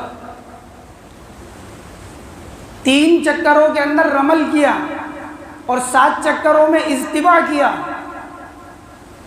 رمل کہتے ہیں پہلوانوں کی طرح چلنا، کندھوں کو اس طرح کر کر چلنا پہلوانوں کی طرح، اس کو رمل کہتے ہیں۔ 3 چکروں میں رمل، یہ کیوں؟ سن 7 کے اندر جب اللہ کے نبی علیہ السلام عمرہ کرنے کے لیے آئے تھے تو جو مکہ کے لوگ تھے وہ پہاڑ کے اوپر بیٹھ گئے تھے، اس وقت تو مکہ فتح نہیں ہوا تھا، 8 میں ہوا ہے، تو مسلمان طواف کر رہے تھے تو کہنے لگے کہ مدینے کے بخار نے ان کو پکڑ لیا، اس لیے سست لگ رہے ہیں، بیمار ہوا ہے۔ تو اللہ کے نبی علیہ السلام نے فرمایا کہ اس طرح چلو، اور اللہ کو یہ ادا اتنی پسند آئی کہ جب آدمی طواف کرے گا اور اس طواف کے بعد سعی ہو تو فرمایا کہ شروع کے 3 چکروں میں رمل کرنا ہے، طواف ہو اور اس طواف کے بعد سعی ہو۔ ایک ہوتا ہے صرف طواف کر رہا ہے آدمی، ایک ہوتا ہے عمرے کا یا حج کا طواف کر رہا ہے جس کے بعد سعی بھی کرنی ہوتی ہے، تو جس طواف کے بعد سعی ہوگی اس میں شروع کے 3 چکروں میں پہلوانوں کی طرح چلے گا آدمی، اس طرح رمل کرے گا آدمی۔ لیکن اگر بھیڑ ہوگی تو پھر نہیں چلے گا اس طرح، کہ کیوں؟ کیونکہ اس کے اندر دھکم دھکی ہوگی، کسی کو تکلیف پہنچانا یہ جائز نہیں ہے۔ اللہ کے نبی علیہ السلام نے حجر اسود کا بوسہ دیا تو حضرت عمر رضی اللہ عنہ سے کیا کہا؟ فرمایا کہ عمر تم طاقتور انسان ہو، اس لیے حجر اسود کا بوسہ دینے میں دھکم دھکی مت کرنا کہ تمہیں بھی تکلیف ہوگی اور لوگوں کو بھی تکلیف ہوگی۔ یہ بات حضرت عمر سے فرمائی اللہ کے نبی۔ اور 7 چکروں میں استباع کہتے ہیں کہ آدمی کا دایاں کندھا کھلا ہوا رہنا طواف کے اندر، یہ 7 چکروں کے اندر ہوگا، یہ کندھا کھلا رہے گا۔ آپ علیہ السلام نے اس طرح طواف کیا، حجر اسود کا بوسہ دیا، رمل کیا اور استباع کیا۔ اسی سے متعلق انشاءاللہ قرآن۔ الحمدللہ کفا وسلام علی عبادہ الذین اصطفی، اما بعد فاعوذ باللہ من الشیطان الرجیم، بسم اللہ الرحمن الرحیم۔ وَلِلَّهِ عَلَى النَّاسِ حِجُّ الْبَيْتِ مَنِ اسْتَطَاعَ إِلَيْهِ سَبِيلًا صدق اللہ العظیم۔ وقال رسول اللہ صلی اللہ علیہ وسلم من احیا سنتی فقد احبنی ومن احبنی کان معی فی الجنہ، او کما قال علیہ الصلوۃ والسلام۔ میرے بھائیوں، محترم بزرگوں اور دوستوں، حضور اکرم صلی اللہ علیہ وسلم کے حج کا بیان چل رہا ہے۔ آپ کی سیرت طیبہ کے عنوانوں میں سے ایک اہم عنوان حجۃ الوداع ہے۔ آپ علیہ السلام نے جو ایک حج کیا، آخری حج جسے کہا جاتا ہے۔ اللہ کے نبی علیہ السلام تقریباً 1,24,000 صحابہ اکرام کے ساتھ یہ سفر طے کر رہے ہیں، اور آپ مدینے سے نکل کر چلے ہیں اور مکہ المکرمہ میں داخل ہو گئے، یہاں تک کہ آپ علیہ السلام مکہ میں داخل ہوئے اور آپ نے بیت اللہ کا طواف کیا۔ طواف کے شروع کے 3 چکروں میں آپ نے رمل کیا، طواف کے 7 چکروں کے اندر استباع ہوتا ہے، یہ دونوں کام آپ نے کیے۔ حضور اکرم صلی اللہ علیہ وسلم جب طواف سے فارغ ہو گئے تو طواف سے جب آدمی فارغ ہوتا ہے تو 2 رکعت نماز ادا کرتا ہے۔ تو آپ علیہ السلام مقام ابراہیم کے پاس آئے اور آپ نے یہ آیت تلاوت فرمائی وَاتَّخِذُوا مِن مَقَامِ إِبْرَاهِيمَ مُصَلًّى، کہ مقام ابراہیم کو نماز کی جگہ بناؤ۔ آپ نے اس حالت میں نماز پڑھی کہ مقام ابراہیم آپ کے اور بیت اللہ کے درمیان تھا۔ آپ علیہ السلام نے 2 رکعت نماز ادا فرمائی۔ یہ جو 2 رکعت ہیں جو طواف کے بعد پڑھی جاتی ہے، یہ واجب ہے۔ جب بھی آدمی طواف کرے گا، طواف 7 چکروں کا نام ہے جو بیت اللہ کے کیے جاتے ہیں، تو آدمی جب بھی طواف سے فارغ ہوگا 2 رکعت نماز اس کے لیے پڑھنا واجب ہے، کہ نماز مقام ابراہیم کے پاس پڑھے اگر گنجائش اور جگہ ہو، اور اگر گنجائش نہیں ہے تو مطاف میں پڑھ لے، مسجد حرام میں پڑھ لے۔ اگر آدمی وہاں بھول گیا اور اس کو اپنی ہوٹل پہ یاد آیا تو وہاں پڑھ لے، اور اگر وہ اپنے ملک آ گیا اور بھول گیا نماز پڑھنا، جان کر کرنے بھول گیا تو اپنے ملک میں آ کر پڑھ لے، لیکن یہ 2 رکعت نماز پڑھنی ہے۔ سب سے افضل جگہ اس کی مقام ابراہیم ہے۔ تو آپ نے آیت فرمائی وَاتَّخِذُوا مِن مَقَامِ إِبْرَاهِيمَ مُصَلًّى، کہ مقام ابراہیم کو نماز کی جگہ بناؤ، اور اصل یہ حکم ہے کہ وہیں پڑھنی ہے۔ یہ سب صورتیں جو بتائی ہیں یہ بھولنے پر ہیں، ورنہ اصل یہ ہے کہ حرم میں ہی پڑھیں۔ جب آپ نماز سے فارغ ہو گئے تو آپ نے حجر اسود کو بوسہ دیا۔ یہ جو حجر اسود کو آپ نے بوسہ دیا تھا، یہ بوسہ ہوتا ہے سعی کے لیے جب جاتے ہیں صفا مروہ کی، تو اس سے پہلے ایک مرتبہ بوسہ دینا، یہ حدیث سے ثابت ہے۔ جب صفا مروہ کی سعی کے لیے جائیں گے تو ایک مرتبہ اور بوسہ دیا جائے گا حجر اسود کے۔ تو بعض لوگ تو وہیں سے بوسہ دے دیتے ہیں، جس طرح ہری بتی کے آدمی آدمی جو ہے نا ہری بتی کے بالکل سمت میں آ کر اور سیدھ میں آ کر آدمی جیسے بوسہ دیتا ہے۔ حضور اکرم صلی اللہ علیہ وسلم بذات خود بنفس نفیس موجود ہیں، اس لیے آپ نے حجر اسود کے بوسہ دیا۔ بعض مرتبہ ایسا ہوتا ہے کہ یہاں سے نہیں دیتا آدمی، بلکہ وہ صفا پہاڑی جس جگہ پر موجود ہے آج بھی، اگرچہ اس کا تھوڑا ہی حصہ ہے، تو وہاں سے بیت اللہ نظر آتا ہے، تو وہاں سے بوسہ دیتے ہیں، یہ وہی بوسہ ہے۔ اگر اوپر کی منزل میں جا کے سعی کرے گا آدمی تو وہاں سے نظر نہیں آتا ہے۔ نیچے کی منزل کے اندر سے جہاں مسعی لکھا ہوا ہے اور اندر کی طرف سے جاتا ہے آدمی، تو وہاں سے صفا پہاڑی کے وہاں پر جہاں کھڑا ہوگا، تھوڑی سی اونچی جگہ ہے، تو وہاں سے بیت اللہ نظر آئے گا۔ تو فرمایا کہ یہ جو بوسہ دیے گا یہ صفا مروہ کی سعی کے لیے ہے۔ آپ علیہ الصلوۃ والسلام نے بوسہ دیا اور آپ صفا پہاڑی کے اوپر آئے، اور آپ نے یہ آیت تلاوت فرمائی، ان الصفا والمروۃ من شعائر اللہ، صفا اور مروہ یہ اللہ کے شعائر میں سے ہے۔ اے لوگو، صفا اور مروہ پہاڑی کے درمیان میں سعی کرنا یہ تم پر واجب ہے، کہ یہ سعی شروع ہوگی صفا پہاڑی سے، کہ کیونکہ اللہ نے پہلے اس کا ذکر کیا، ان الصفا والمروۃ، یہ 7 چکر پورے کیے جائیں گے۔ صفا سے مروہ 1 چکر اور مروہ سے صفا دوسرا چکر، اس طرح 7 چکر پورے کیے جائیں گے۔ اللہ کے نبی علیہ الصلوۃ والسلام صفا پہاڑی کے اوپر آئے اور آپ نے دعا کری، اللہ کی حمد و ثنا، اللہ کی تحمید، اس کی تکبیر، اس کی تحلیل بیان کی۔ لا الہ الا اللہ وحدہ انجز وعدہ نصر عبدہ وہزم الاحزاب وحدہ۔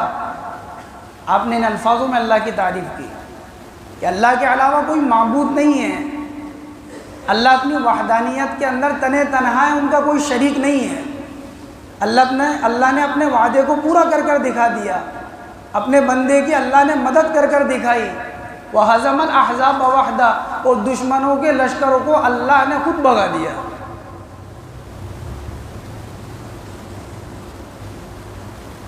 جب صفا اور مروہ کے درمیان میں سعی کرتے ہیں تو ایک جگہ وہ آتی ہے جسے میلن اخضرین کہتے ہیں، ہری بتی، جہاں اوپر کی طرف دیکھیں گے چھت کی طرف تو ہری لائٹ لگی ہوئی ہے۔ جہاں مرد کے لیے حکم یہ ہے کہ تھوڑی سی تیز چال سے دوڑے گا، کہ کیونکہ حضرت ہاجرہ یہاں پر دوڑی تھی،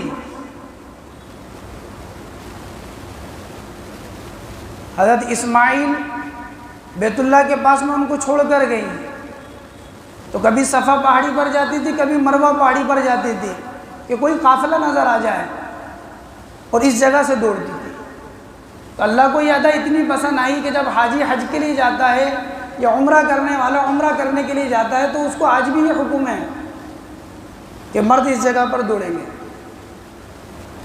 رب اغفر ورحم وتجاوز عما تعلم انک انت الاعز الاکرم، اس دعا کو پڑھنا ہے۔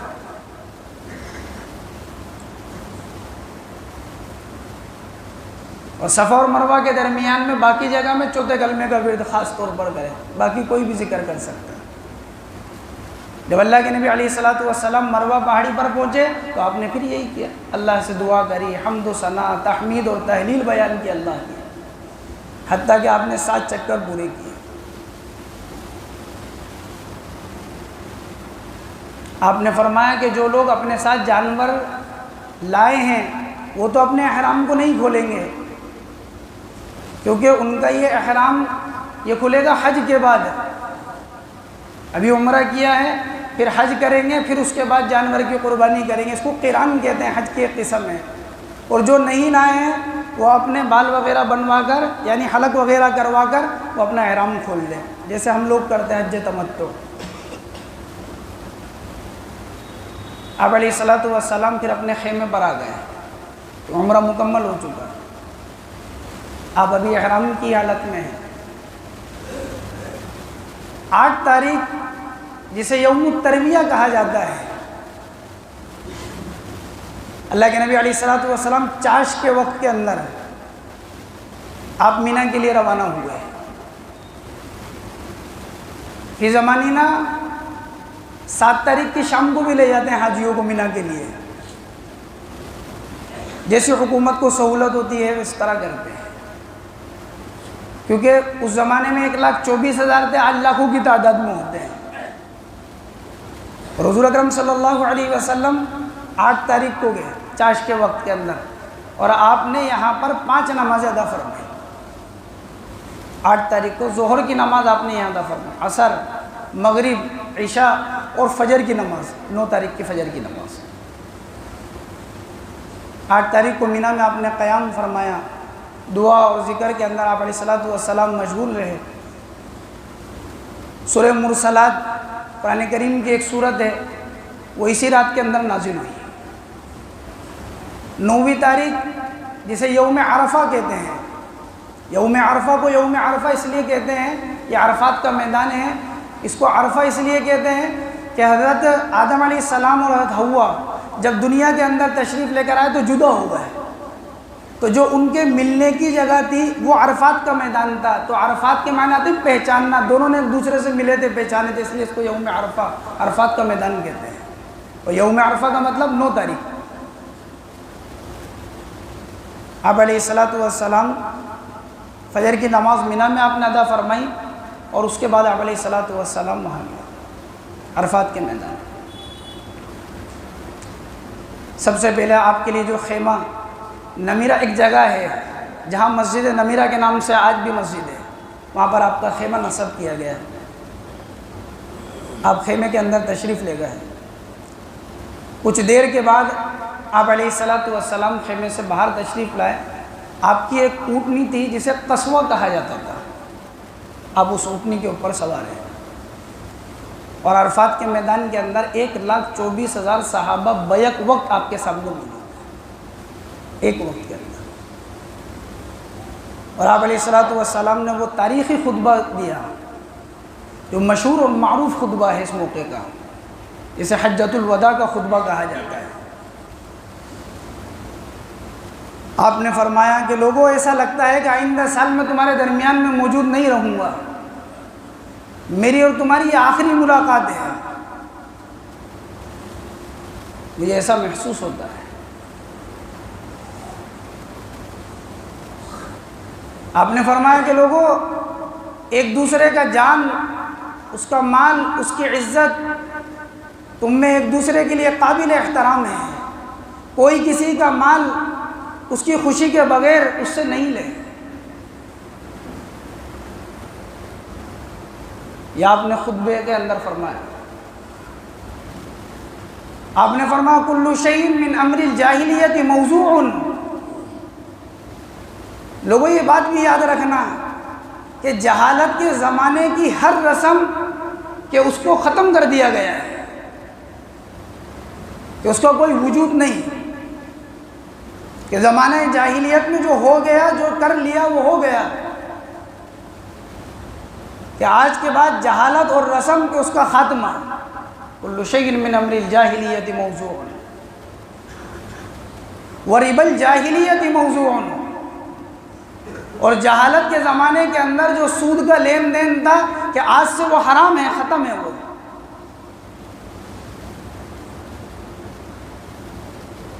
کیونکہ سود بدترین چیز ہے، سود کا لینا اور سود کا کھانا ایسا ہے گویا کہ اپنی ماں کے ساتھ زنا کرنا، کہ میں اس کو حرام قرار دیتا ہوں۔ آپ نے خطبے میں ارشاد فرمایا فاتقوا اللہ فی النساء،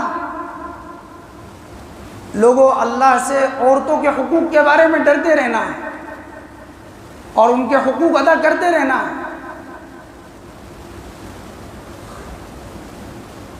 کہ عورتیں کیونکہ کمزور ہوتی ہیں. فاتقوا اللہ فی النساء، اللہ سے ڈرنا عورتوں کے بارے میں.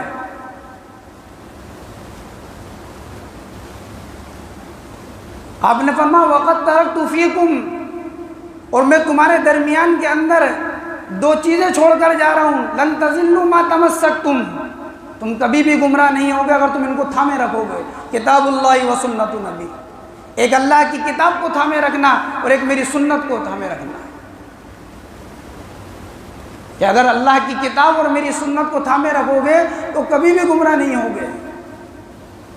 وَأَنَّهُ لَا نَبِيَّ بَعْدِي وَلَا أُمَّةَ بَعْدَكُمْ، اور یہ بات یاد رکھنا میں آخری نبی اور تم آخری امت ہو. میرے بعد نبوت کا دروازہ بند، کہ اب دنیا میں کوئی نیا نبی نہیں پیدا ہوگا اور تمہارے بعد کوئی امت نہیں آئے گی. یہ کیا مطلب؟ کہ جو ذمہ داری میری تھی اللہ کے دین کے پہنچانے کی اور اللہ کے پیغامات کے پہنچانے کی، تم آخری امت ہو، یہ ذمہ داری تمہاری طرف منتقل ہو گئی. تمہارے بعد کوئی امت نہیں آئے گی، اب تمہیں کرنا ہے دین کا کام. لیبلغ الشاہد الغائب، کہ جو یہاں موجود ہے وہ میرے ان پیغامات کو دوسروں تک پہنچائے.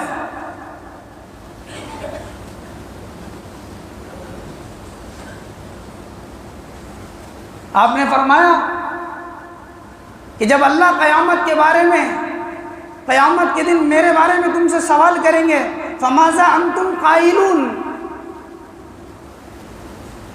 ما تسألون عنی فماذا انتم قائلون. اللہ جب قیامت میں میرے بارے میں پوچھیں گے کہ کیا دین کو پہنچایا تھا، تو تم کیا کہو گے لوگوں؟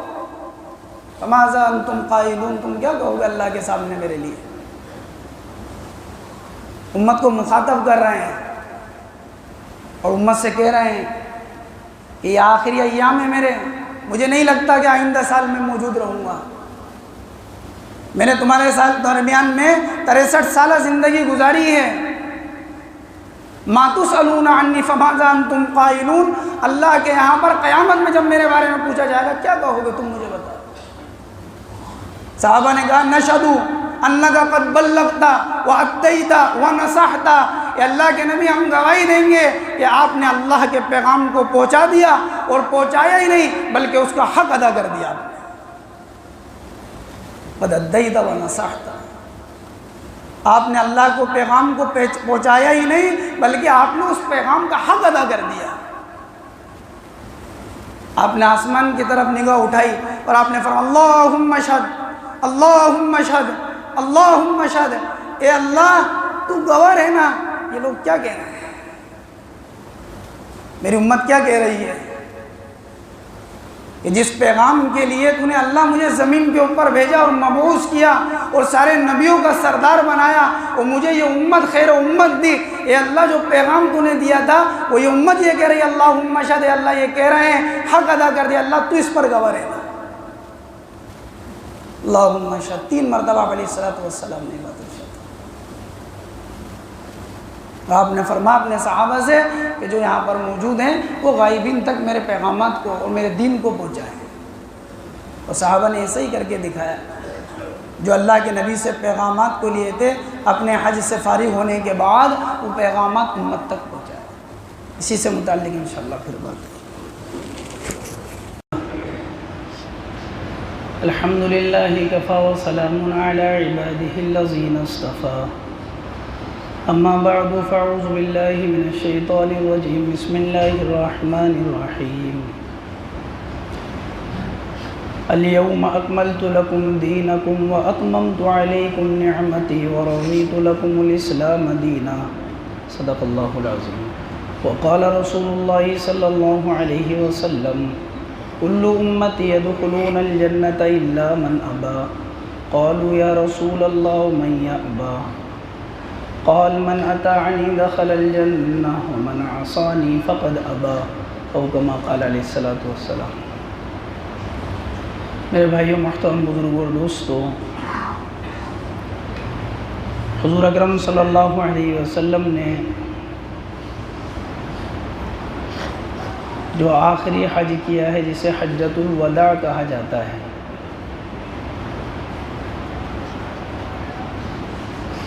جس میں آپ علیہ الصلاۃ والسلام نے اپنے دنیا سے جانے کی خبر اور اس کی اطلاع اور اس کے اشارات دیے، جس میں آپ علیہ الصلاۃ والسلام نے دین کا خلاصہ پیش کیا، جس میں آپ علیہ الصلاۃ والسلام نے اسلام کے اہم امور کو واضح کیا، اس حج کا تذکرہ چل رہا ہے۔ حضور اکرم صلی اللہ علیہ وسلم میدان عرفات میں موجود ہیں، اور اللہ کے نبی علیہ الصلاۃ والسلام نے عرفات میں ایک جامع ترین خطبہ دیا ہے، جس میں آپ نے بہت سے اہم امور کو واضح کیا۔ آپ نے فرمایا اس خطبے کے اندر کہ لوگوں، شاید کہ آئندہ سال میں تمہارے درمیان میں نہ رہوں۔ آپ نے یہ بات بھی ارشاد فرمائی کہ زمانہ جاہلیت کی جتنی رسومات ہیں وہ ساری کی ساری کالعدم ہیں۔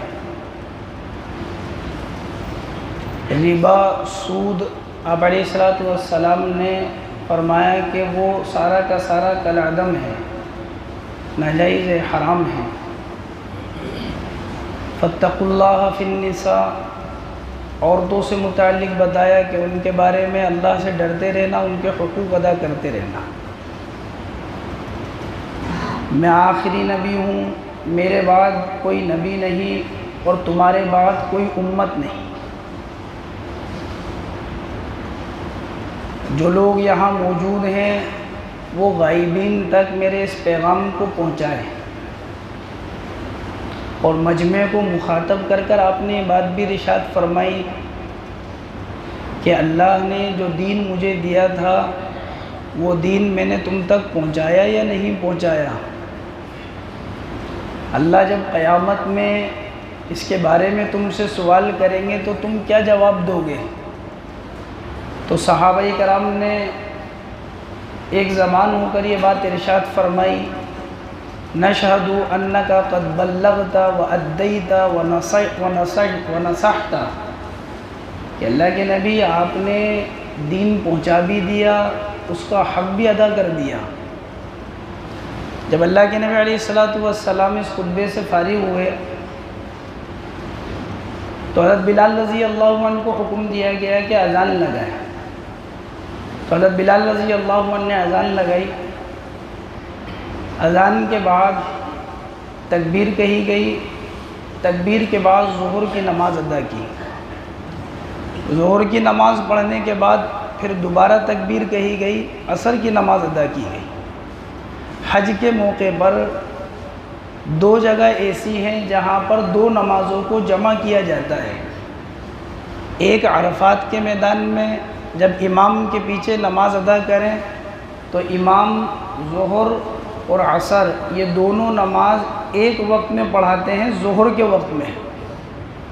تو اللہ کے نبی علیہ الصلاۃ والسلام نے حضرت بلال کو حکم دیا کہ اذان دیں۔ اذان دی گئی، اذان کے بعد تکبیر کہی گئی، تکبیر کے بعد ظہر کی نماز ادا کی، سنت ادا نہیں کی گئی۔ پھر اس کے بعد فوراً تکبیر کہی گئی، پھر عصر کی نماز ادا کی۔ سنتیں اس کے بعد نہیں ہے، کیونکہ عصر کے بعد تو نفل ویسے بھی نہیں پڑھ سکتے، منع ہے حدیث کے اندر۔ اللہ کے نبی علیہ الصلاۃ والسلام جب نماز سے فارغ ہو گئے تو آپ اپنی اونٹنی پر، جس کا نام قصوہ تھا، آپ علیہ الصلاۃ والسلام دعاؤں کے اندر مشغول ہو گئے۔ اور اسی دوران میں لوگ بھی آتے تھے، آپ علیہ الصلاۃ والسلام سے حج کے متعلق سوال بھی کرتے تھے۔ حضرت ام فضل رضی اللہ تعالی عنہ، جو حضرت عباس رضی اللہ عنہ کی اہلیہ ہیں، وہ ایک دودھ کا پیالہ لے کر آئیں، اللہ کے نبی علیہ الصلاۃ والسلام کو پیش کیا۔ آپ سواری پر تھے، آپ نے دودھ پیا۔ وہ یہ جاننا چاہتی تھی کہ آج عرفے کا دن ہے، 9ویں تاریخ ہے، اور 9ویں تاریخ کے اندر روزے کی بڑی فضیلت ہے۔ آپ نے فرمایا کہ عرفے کے دن جتنا شیطان مایوس ہوتا ہے اتنا کسی دن نہیں ہوتا ہے۔ تو روزے کی بھی فضیلت ہے اور اس دن کی بھی فضیلت ہے. اس لیے ذی الحجہ کے مہینے میں 9ویں تاریخ کا خاص طور پر روزے رکھتے ہیں کہ آپ نے فرمایا کہ مجھے یہ امید ہے کہ اس کے ذریعے سے اللہ تعالیٰ آئندہ سال کے بھی گناہ معاف فرما دیں گے. ایک حدیث میں آتا ہے اللہ کے نبی علیہ الصلوۃ والسلام نے ارشاد فرمایا کہ یہ جو عرفے کا دن ہے اللہ تبارک و تعالی فرشتوں پر فخر فرماتے ہیں اور جتنا لوگوں کو اس دن معاف کرتے ہیں اس کے علاوہ کسی دن اتنا معاف نہیں کرتے ہیں، یعنی جہنم سے آزادی دیتے ہیں. تو اس لیے وہ دیکھنا چاہتی تھی کہ آج کا روزہ ہے یا نہیں ہے.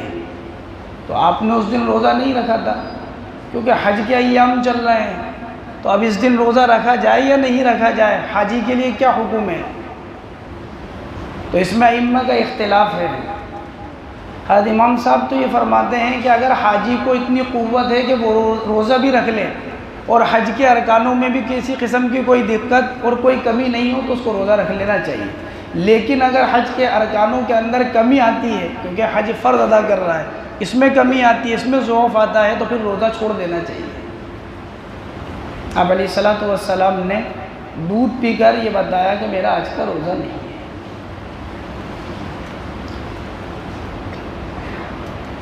اہل نجد حضور اکرم صلی اللہ علیہ وسلم کے پاس اسی وقت کے اندر پہنچے عرفات کے میدان میں. میں نے پہلے تذکرہ کیا تھا کہ بہت سے لوگ تو حضور کے ساتھ تھے حج کے میں اور بہت سے لوگ عرفات تک میں پہنچے ہیں. جو دوسرے علاقے کے لوگ تھے وہ آ رہے تھے، رستے میں مل رہے تھے آپ سے، تو وہ عرفات کے میدان میں تھے. اللہ کے نبی علیہ الصلوۃ والسلام سے انہوں نے سوال کیا کہ حج کیا ہے؟ آپ نے فرمایا کہ عرفات میں 9ویں تاریخ کو ٹہرنا اس کا نام حج ہے. کہ عرفات میں 9ویں تاریخ کو قیام کرنا اس کا نام حج ہے. حضور اکرم صلی اللہ علیہ وسلم عرفات کے میدان کے اندر ہیں. ایک حاجی ان کا سواری سے گر کر انتقال ہو گیا، گردن کی ہڈی ٹوٹ گئی. اللہ کے نبی علیہ الصلوۃ والسلام نے ارشاد فرمایا کہ ان کو ان کے احرام میں ہی کفنا دو اور ان کے احرام پر خوشبو نہ لگاؤ اور ان کے سر کو اور ان کے چہرے کو کھلا رکھو کہ یہ حاجی جب قیامت کے دن اٹھیں گے تو لبیک کہتے ہوئے اٹھیں گے.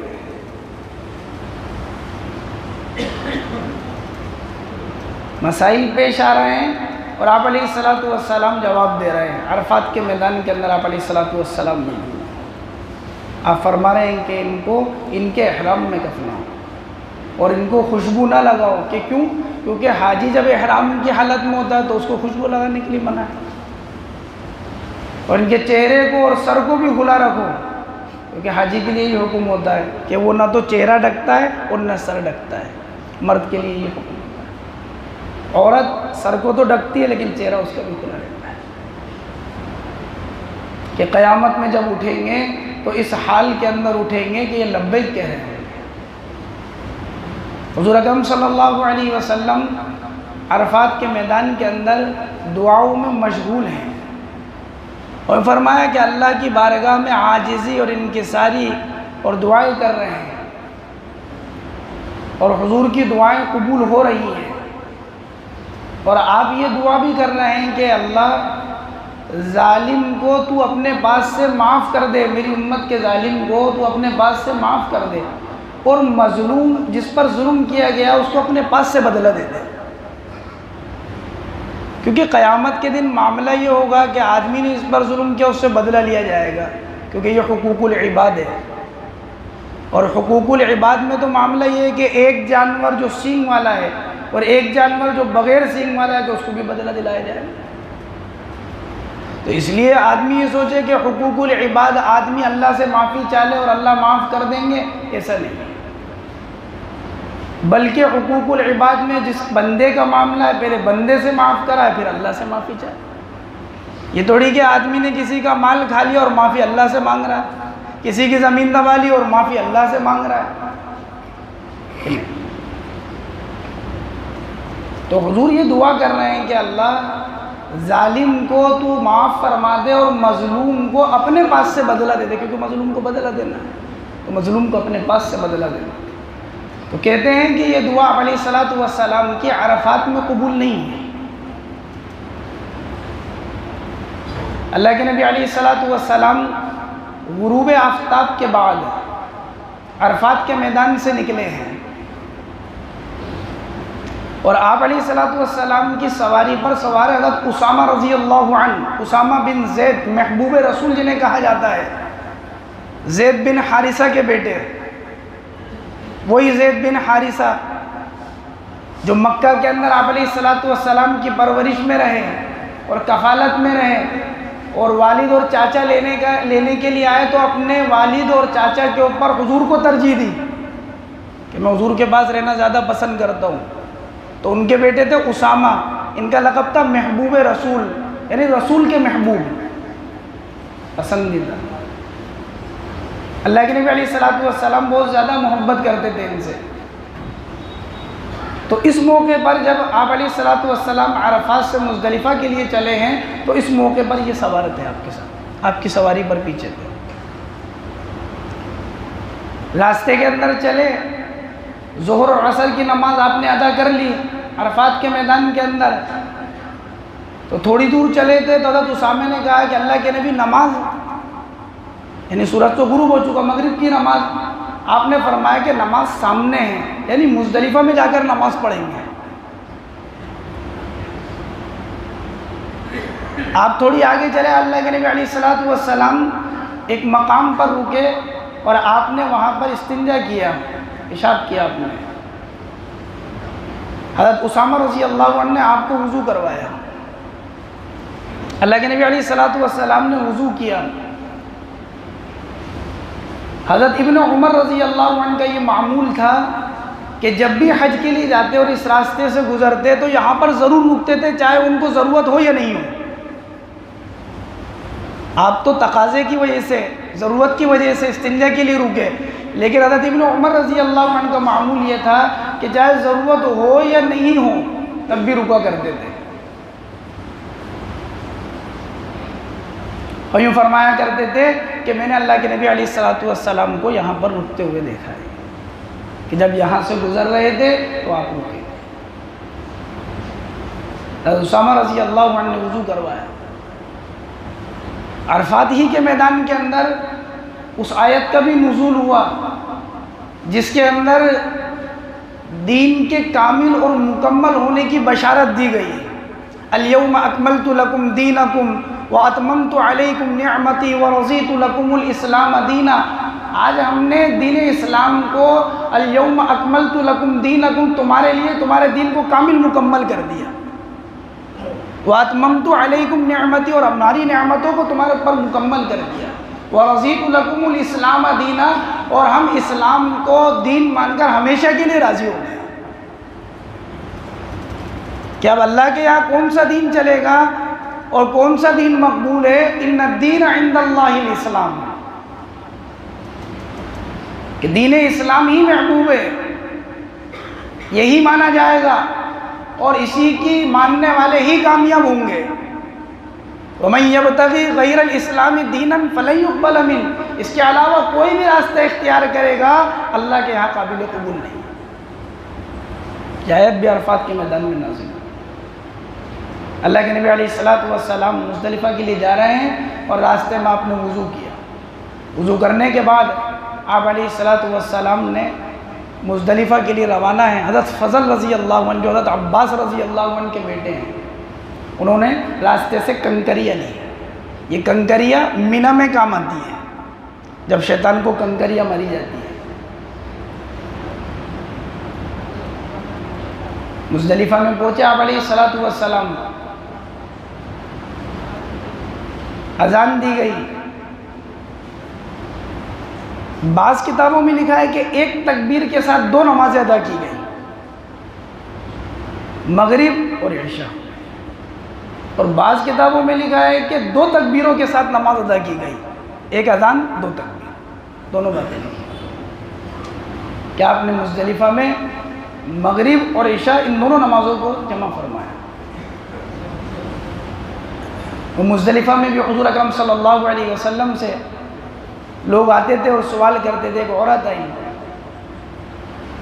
انہوں نے بھی مختلف سوالات کیا علیہ الصلوۃ والسلام سے، اور بعض روایتوں میں آتا ہے کہ ایک صحابی آئے، انہوں نے سوال کیا اللہ کے نبی علیہ السلام سے کہ جو میری والدہ ہیں وہ بہت بوڑھی ہیں، اگر سواری پر باندھ دوں اور پھر حج کراؤں تو اندیشہ ہے کہ ان کا انتقال ہو جائے گا، تو کیا ان کی طرف سے میں حج کر لوں؟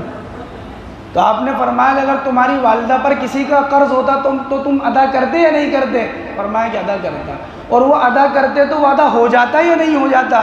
فرمایا کہ ادا بھی ہو جاتا۔ فرمایا کہ اگر تم ان کی طرف سے حج کرو گے تو وہ حج بھی ادا ہو جائے گا۔ مزدلفہ میں آپ علیہ الصلوۃ والسلام اور رات کا قیام آپ نے یہیں فرمایا، اسی سے متعلق انشاءاللہ پھر بات ہے۔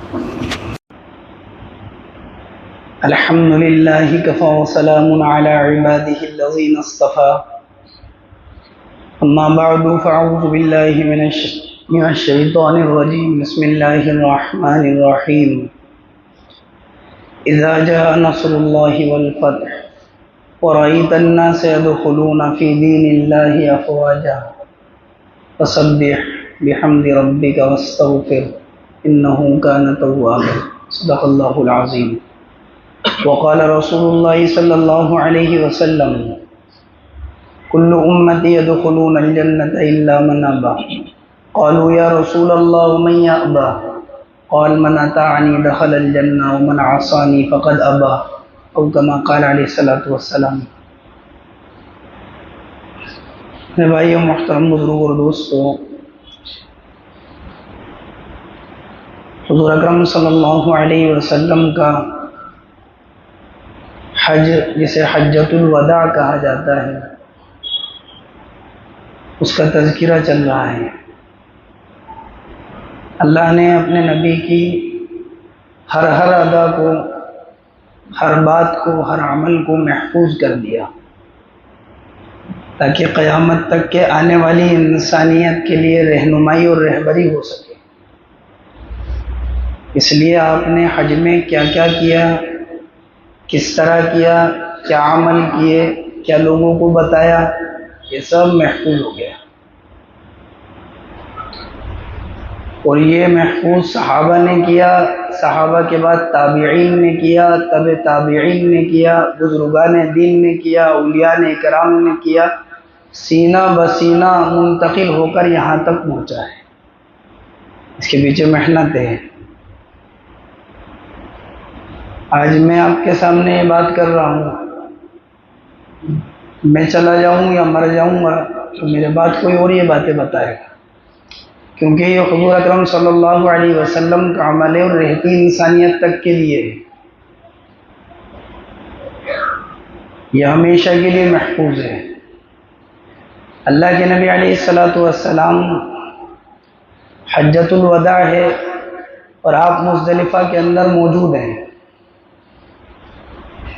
کسی نے سوال کیا کہ میری والدہ بوڑھی ہیں، اگر میں ان کو سواری پر باندھ کر حج کراؤں تو یہ بھی ممکن نہیں ہے، تو کیا میں ان کی طرف سے کر سکتا ہوں؟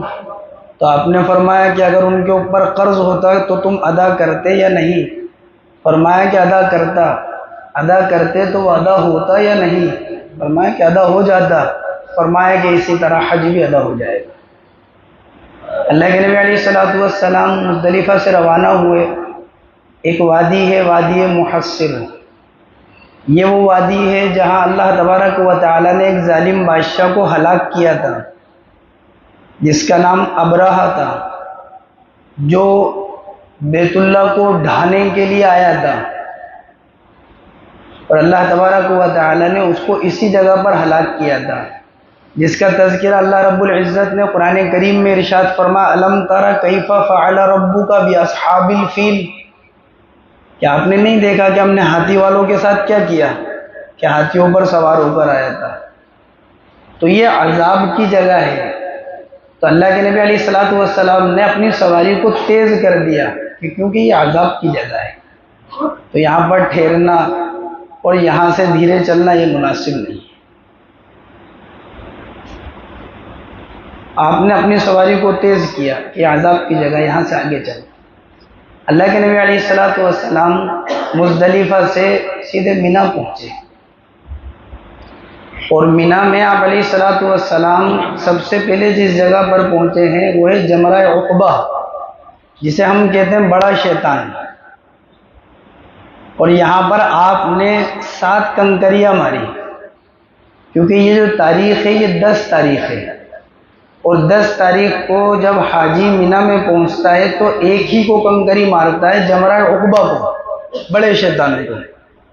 7 کنکری آپ علیہ الصلوۃ والسلام نے یہاں پر بڑے شیطان کو ماری، اور پھر اللہ کے نبی علیہ الصلوۃ والسلام اس عمل سے فارغ ہو کر، یہ کنکریاں مارنا یہ واجب ہے حاجی کے لیے، اس کو حاجی ادا کرے گا، بذات خود ادا کرے گا، نیابت نہیں کروائے گا کہ میری جگہ تم مار کر آ جاؤ، کہ نیابت کس کی طرف سے جائز ہوگی کہ ایسا آدمی جو کھڑے ہو کر بھی نماز نہیں پڑھ سکتا تو اس کی طرف سے نیابت ہوگی، ورنہ خود مارنا پڑے گا، کہ پیدل نہیں چل سکتے تو ویل چیئر پر چل کر جاؤ، ابھی نہیں جا سکتے تو بعد میں جاؤ، بہت لمبا وقت ہوتا ہے، صبح صادق تک اس کا وقت ہوتا ہے رمی کا، لوگ جلدی کرتے ہیں اس کے اندر، سوچتے ہیں جلدی سے مار کر فارغ ہو جائیں۔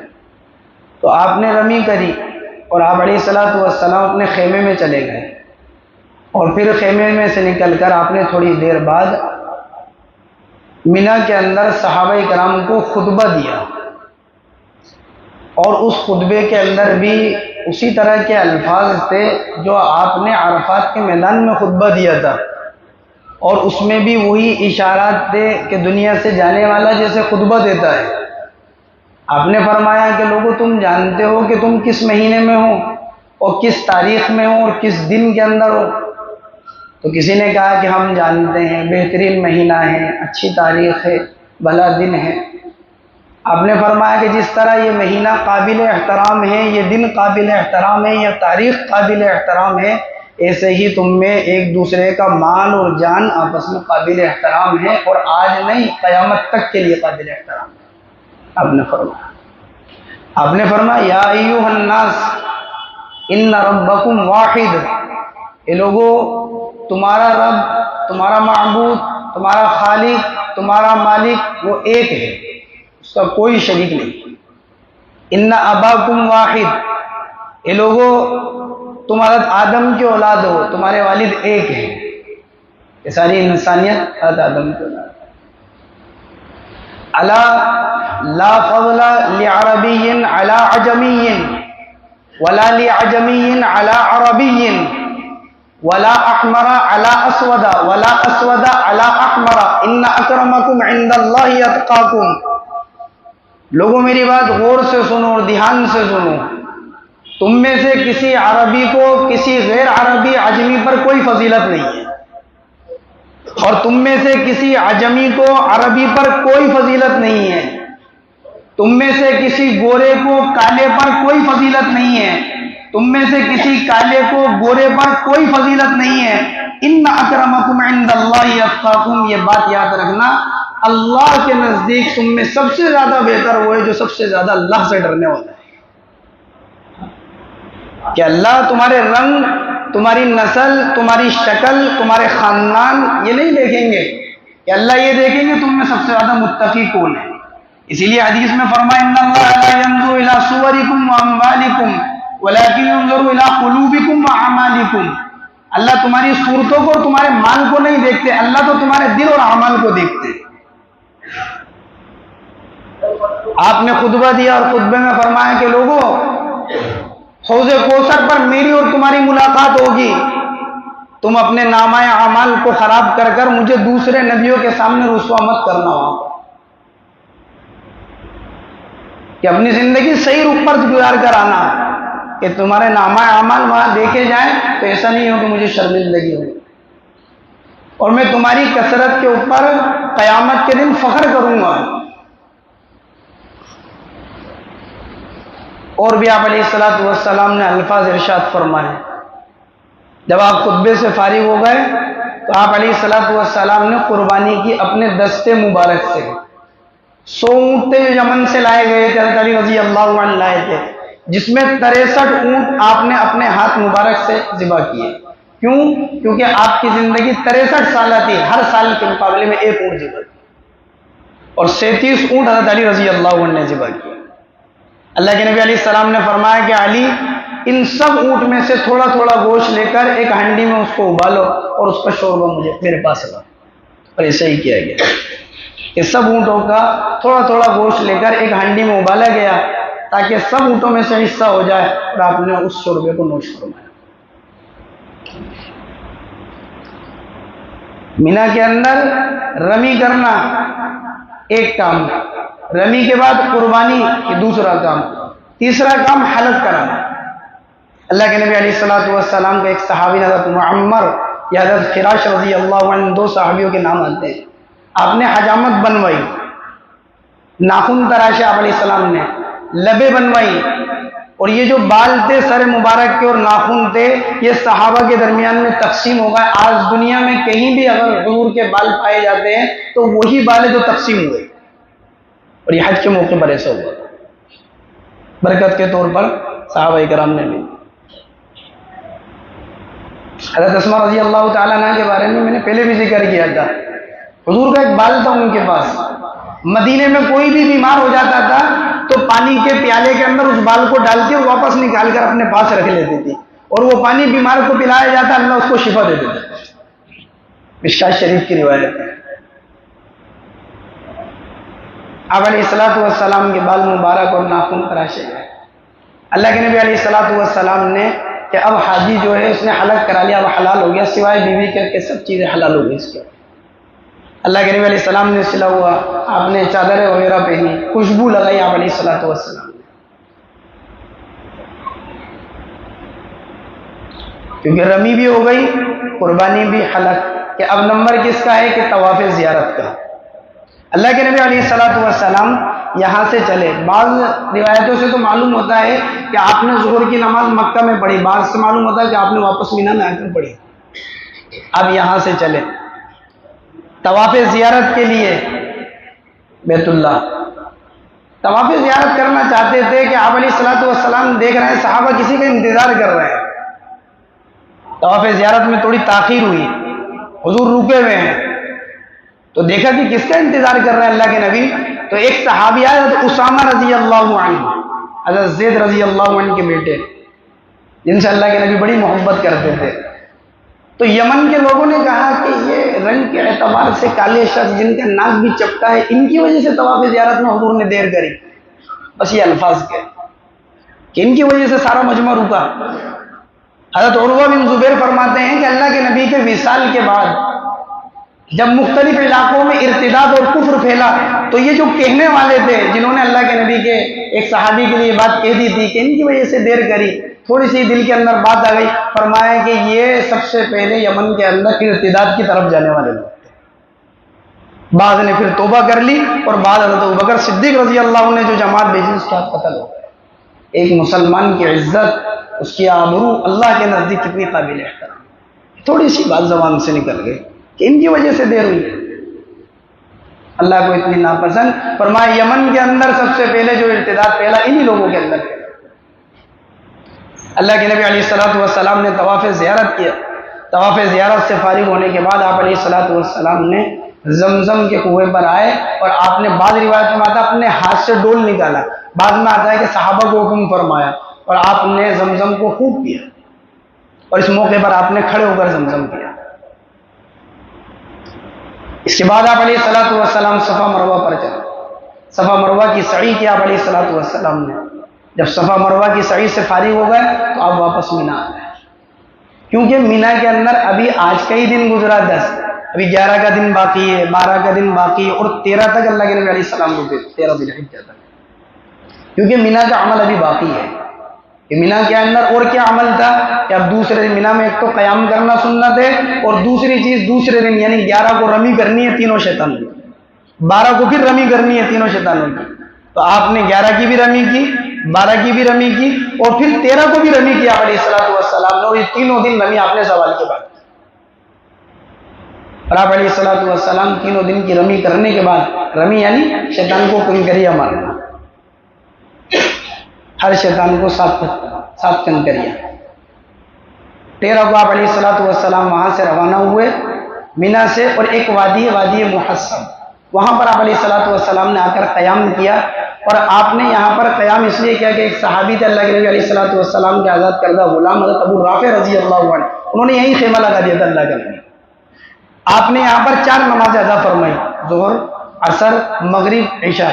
عشاء کے بعد تھوڑی دیر آرام کیا، پھر مکہ میں آپ داخل ہوئے۔ یہ وہ جگہ ہے مکہ کے اندر وادی محصب کہ جہاں پر کفار و مشرکین نے اللہ کے نبی علیہ السلام کے لیے مشورہ کیا تھا کہ ان کا بائیکاٹ کر دیا جائے۔ وہ آپ کو یاد ہوگا کہ 3 سال کا بائیکاٹ ہوا تھا، بیت اللہ کے اوپر ایک دستاویز لگا دیا تھا، کوئی ان سے لین دین نہیں کرے گا، کوئی بیٹی بیوار نہیں کرے گا، کوئی کھانے کی چیزیں نہیں پہنچائے گا، کوئی ان سے ملے گا نہیں۔ وہ مشورہ مکہ والوں نے اس جگہ کیا تھا اللہ کے نبی کے لیے۔ ایک زمانے پہلے یہاں پر یہ مشورہ ہوا تھا کہ بائیکاٹ ہوا، اور ایک زمانہ یہ ہے کہ 1,24,000 صحابہ آپ کے ساتھ ملے۔ وَتِلْكَ الْأَيَّامُ نُدَاوِلُهَا بَيْنَ النَّاسِ، اللہ دنوں کو پلٹ دیتے ہیں، دن تو آتے جاتے رہتے ہیں، دن نہیں رکتے ہیں، دن تو گزر جاتے ہیں۔ اللہ کے نبی علیہ الصلوۃ والسلام نے یہاں قیام کیا، یہ 4 نمازیں آپ نے یہاں ادا کری۔ عشاء کی نماز کے بعد تھوڑی دیر آرام کرنے کے بعد آپ مکہ میں داخل ہوئے، اور پھر آپ نے مکہ میں جانے کے بعد طواف وداع کیا، جو حاجی کے لیے واجب ہوتا ہے، اللہ یہ کہ کوئی عذر ہو تو بات۔ پھر طواف وداع کرنے کے بعد آپ علیہ الصلوۃ والسلام مدینے کے لیے روانہ۔ اسی سے متعلق انشاءاللہ پھر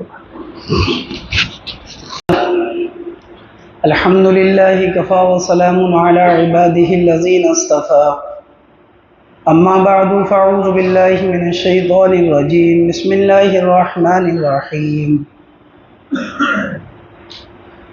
وَلِلَّهِ عَلَى النَّاسِ حِجُّ الْبَيْتِ مَنِ اسْتَطَاعَ إِلَيْهِ سَبِيلًا، صدق اللہ العظیم۔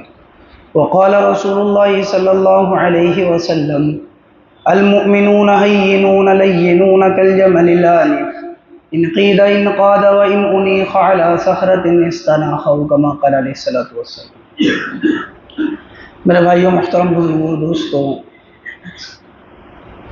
حضور اکرم صلی اللہ علیہ وسلم کی سیرت طیبہ سے متعلق بات چل رہی ہے۔ اللہ کے نبی علیہ الصلوۃ والسلام نے صحابہ کرام رضوان اللہ تعالی علیہم اجمعین کو اپنے ساتھ لیا۔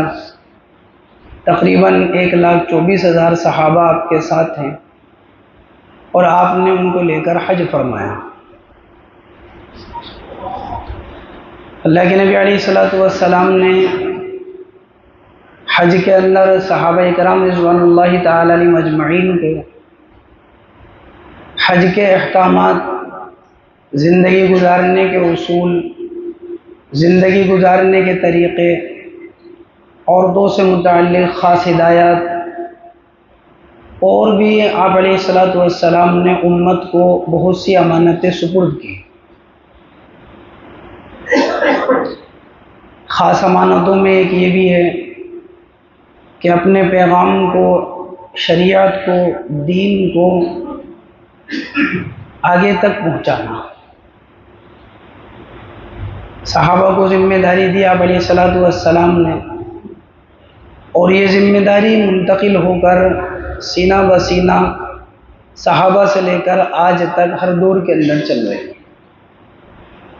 اور یہ ذمہ داری اللہ کے نبی علیہ الصلوۃ والسلام کی امت انشاءاللہ قیامت تک اسی طرح نبھاتی رہی، کیونکہ دین کا پہنچانا ہر امتی کی ذمہ داری ہے۔ اللہ کے نبی علیہ الصلوۃ والسلام نے جب حج جو ہے ادا کر لیا، آپ نے طواف وداع بھی کر لیا۔ اللہ کے نبی علیہ الصلوۃ والسلام کا اب واپسی کا وقت ہے۔ آپ مدینے سے مکہ گئے حج کے لیے، حج کو ادا کیا، اب مکہ سے واپسی ہے مدینے کی طرف۔ آپ نے اپنے صحابہ کو لیا اور آپ یہاں سے روانہ ہوئے۔ اللہ کے نبی علیہ الصلوۃ والسلام ایک مقام پر پہنچے، جس جگہ کو جو مکہ اور مدینے کے درمیان میں ایک مقام غدیر خم کہا جاتا ہے۔ حضرت علی رضی اللہ عنہ جو ہیں وہ یمن سے اللہ کے نبی علیہ السلام کے ساتھ آ کر حج پہ ملے تھے. تو جیسے یمن حضرت علی رضی اللہ عنہ گئے تھے، حضرت علی رضی اللہ عنہ کے ساتھ حضرت بریدہ اسلمی رضی اللہ عنہ بھی گئے تھے. تو سفر ہے، سفر کے اندر کوئی بات پیش آئی تو حضرت بریدہ اسلمی رضی اللہ عنہ نے اس بات کا تذکرہ اللہ کے نبی علیہ السلام سے کیا کہ جی ایسی ایسی بات ہے. تو آپ علیہ السلام کے چہرے کا رنگ متغیر ہوا، چہرے کا رنگ بدل گیا. اللہ کے نبی علیہ السلام نے فرمایا کہ بریدہ، کیا میں تمام مسلمانوں کے لیے ان کی جان سے زیادہ محبوب نہیں ہوں؟ میں فرمایا کہ اللہ کے نبی، آپ تمام مسلمانوں کے لیے ان کی جان سے زیادہ محبوب اور معزز اور مکرم ہیں. تو آپ نے ایک درخت کے نیچے کھڑے ہو کر لوگوں کو اعلان کروایا کہ لوگوں کو جمع کیا جائے. تو لوگوں کو جمع کیا گیا، صحابہ جمع ہو گئے اور آپ علیہ السلام نے وہاں ایک خطبہ دیا جو خطبہ غدیر خم کے نام سے ہی مشہور ہے. اللہ کے نبی علیہ السلام نے فرمایا کہ لوگوں، عنقریب ایسا لگتا ہے کہ اللہ کی طرف سے کوئی فرشتہ مجھے بلانے کے لیے آ جائے گا اور میرے جانے کا وقت آ گیا. میں بھی تم میں ایک بشر ہوں اور مجھے بھی اللہ کے پاس جانا ہے. لیکن لوگوں یہ بات یاد رکھو، میں تمہارے درمیان میں دو چیزیں چھوڑ کر جا رہا ہوں. ایک اللہ کی کتاب چھوڑ کر جا رہا ہوں اور ایک اپنے اہل بیت چھوڑ کر جا رہا ہوں. اور ایک روایت میں فرمایا کہ اللہ کی کتاب چھوڑ کر جا رہا ہوں اور ایک اپنی سنت چھوڑ کر جا رہا ہوں. آپ نے فرمایا کہ جو اہل بیت سے متعلق آپ نے ارشاد فرمایا اور ان سے محبت کی تاکید فرمائی. اہل بیت اللہ کے نبی علیہ السلام کے وہ گھر والے جن سے آپ نے محبت کی تاکید فرمائی. اور اللہ کے نبی علیہ السلام نے حضرت علی رضی اللہ عنہ کا ہاتھ پکڑا اور ہاتھ پکڑ کر آپ نے یہ فرمایا، من کنت مولاہ فعلی مولاہ، جس کا میں دوست ہوں علی بھی اس کا دوست ہے، جس کا میں محبوب ہوں علی بھی اس کا محبوب ہے. آپ نے فرمایا اے اللہ، جو علی سے محبت رکھے اے اللہ تو اس سے محبت رکھ، اے اللہ جو علی سے بغض رکھے، دشمنی رکھے، اللہ تو اس سے دشمنی رکھ، اے اللہ جو علی کو رسوا کرنا چاہے اے اللہ تو اس کو رسوا کر. آپ علیہ السلام نے یہ خطبہ دیا، اس خطبے میں آپ نے چند باتیں ارشاد فرمائی. حضرت علی رضی اللہ عنہ کے ایک مقام کو بتایا کہ حضرت علی رضی اللہ عنہ کا مقام کیا ہے. حضرت علی رضی اللہ عنہ کا مقام اور یہ حضرت علی رضی اللہ عنہ کون ہے؟ جب اللہ کے نبی علیہ السلام اپنے پورے خاندان کو آپ نے اپنے گھر میں جمع کیا، ابتدائی شروع زمانے کے اندر جب اظہار نبوت کیا، اپنے چاچاؤں کو جمع کیا، اپنی پھوپھیوں کو جمع کیا، اپنے بچیوں کو جمع کیا، اور آپ نے اس وقت ایک بات ارشاد فرمائی کہ لوگوں میں اللہ کا نبی ہوں اور اللہ کا رسول ہوں، تم لوگ میرے بارے میں کیا کہتے ہو؟ تو روایتوں کے اندر آتا ہے کہ حضرت علی کون ہے؟ حضرت علی وہ ہیں کہ جنہوں نے 10 سال کی عمر میں اس وقت یہ بات کہی تھی کہ آپ کا کوئی ساتھ دے نہیں دے، علی ضرور آپ کا ساتھ دے گا. آپ کا کوئی ساتھ دے یا نہ دے، علی ضرور آپ کا ساتھ دے گا. حضرت علی رضی اللہ عنہ کون ہیں؟ حضرت علی رضی اللہ عنہ وہ شخص ہیں جب اللہ کے نبی علیہ السلام ہجرت کر کر مکہ سے مدینے جا رہے ہیں تو حضور نے جس کو اپنی چادر عنایت فرمائی اس کو علی کہتے ہیں. حضور نے جن کو اپنا بستر عنایت کیا اس کو علی کہتے ہیں. حضور نے جن کے پاس امانتیں رکھوائی ان کو علی کہتے ہیں. حضور نے جس مکان میں جن کو سلایا اس کو علی کہتے ہیں. اپنے بسترے پر اپنی چادر اپنا مکان آپ علیہ السلام نے جہاں سلایا ان کو علی کہتے ہیں. امانتیں رکھوا کر آئے کہ یہ امانتیں لوگوں کی، اور علی تم یہ امانتیں ادا کر کر تم بھی ہجرت کر کر آ جانا. علی رضی اللہ عنہ کون ہیں؟ جب بدر کا موقع ہوا تو اللہ کے دشمنوں کو جنہوں نے جہنم حاصل کیا اس کو علی کہتے ہیں۔ حضرت علی رضی اللہ عنہ کون ہیں کہ جب احد کا موقع ہوا اور دشمنان اسلام نے اللہ کے نبی علیہ الصلوۃ والسلام کے دندان مبارک شہید کر دیے، جو آپ کے بچاؤ کے اندر آئے ان کو علی کہتے ہیں۔ علی وہ ہیں، خیبر کا موقع تھا اور ایک قلعہ تھا، قلعہ قموس، جو فتح نہیں ہو رہا تھا۔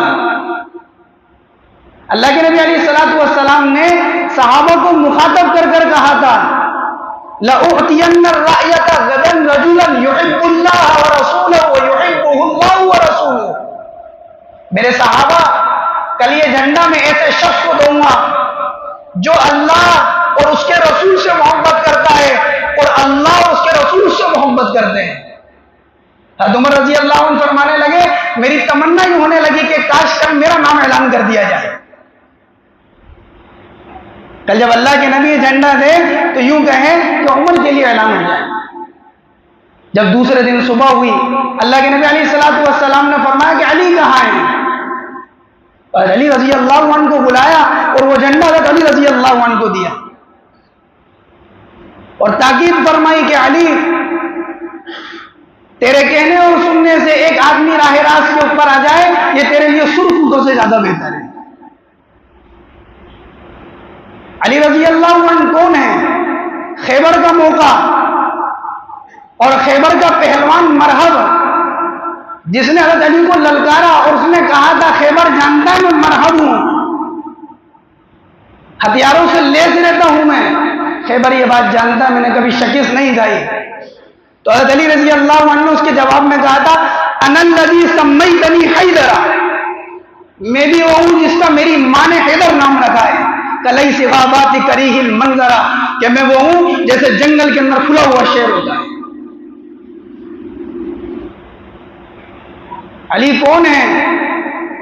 ایک لشکر اللہ کے راستے میں، ایک جماعت اللہ کے نبی علیہ السلام نے جماعت روانہ کی اور حضرت علی رضی اللہ عنہ اس جماعت کے اندر، ایک صحابیہ فرماتی ہے میں نے دیکھا جماعت روانہ ہو گئی اور اللہ کے نبی علیہ السلام نے اپنے ہاتھ اٹھائے اور کہا اللہ مجھے اس وقت تک اپنے پاس مت بلانا جب تک کہ علی واپس لوٹ کر نہ جائے۔ علی کون ہیں؟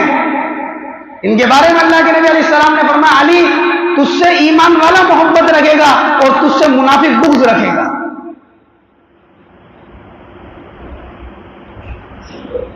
آپ نے ان کا ہاتھ پکڑ لیا اور آپ نے فرمایا من کنت مولاہ فعلی مولاہ،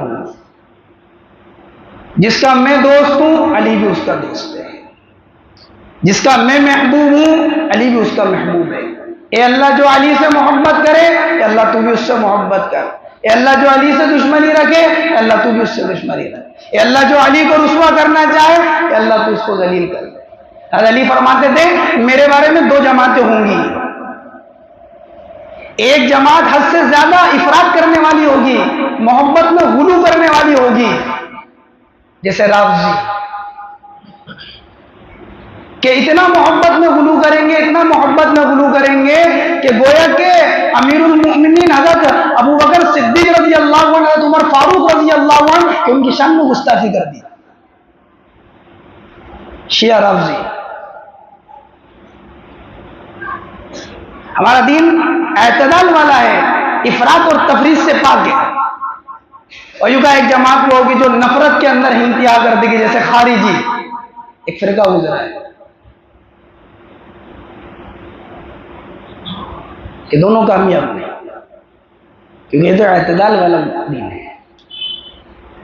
آپ نے فرمایا تھا کہ علی تیرا مرتبہ میرے لیے ایسا ہے جیسے موسیٰ علیہ السلام کے لیے ہارون علیہ السلام کا مرتبہ، بخاری اور مسلم کی روایت ہے۔ لیکن علی بات یہ ہے کہ ہارون علیہ السلام نبی تھے اور میرے بعد کوئی نبی نہیں۔ یہ مقام آپ نے عطا فرمایا۔ یہ خطبہ بڑا مشہور ہے، خطبہ غدیر خم کے نام سے، جس میں حضرت علی رضی اللہ عنہ کے فضائل، اہل بیت سے محبت کی تاکید آپ علیہ الصلوۃ والسلام نے فرمائی۔ جو بات تھی وہ بات دور ہو گئی، جو بات آئی تھی آپ علیہ الصلوۃ والسلام کے پاس وہ بات دور ہو گئی۔ اللہ کے نبی علیہ الصلوۃ والسلام پھر یہاں سے روانہ ہو کر مدینے کی طرف آئے، حج سے واپس آ رہے ہیں آپ علیہ السلام۔ اور مدینے کے اندر داخل ہو رہے ہیں۔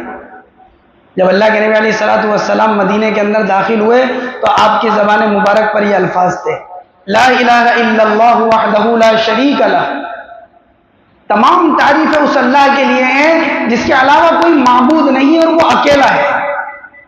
لا الہ الا اللہ وحدہ، اکیلا ہے، لا شریک لہ، اس کا کوئی شریک نہیں ہے،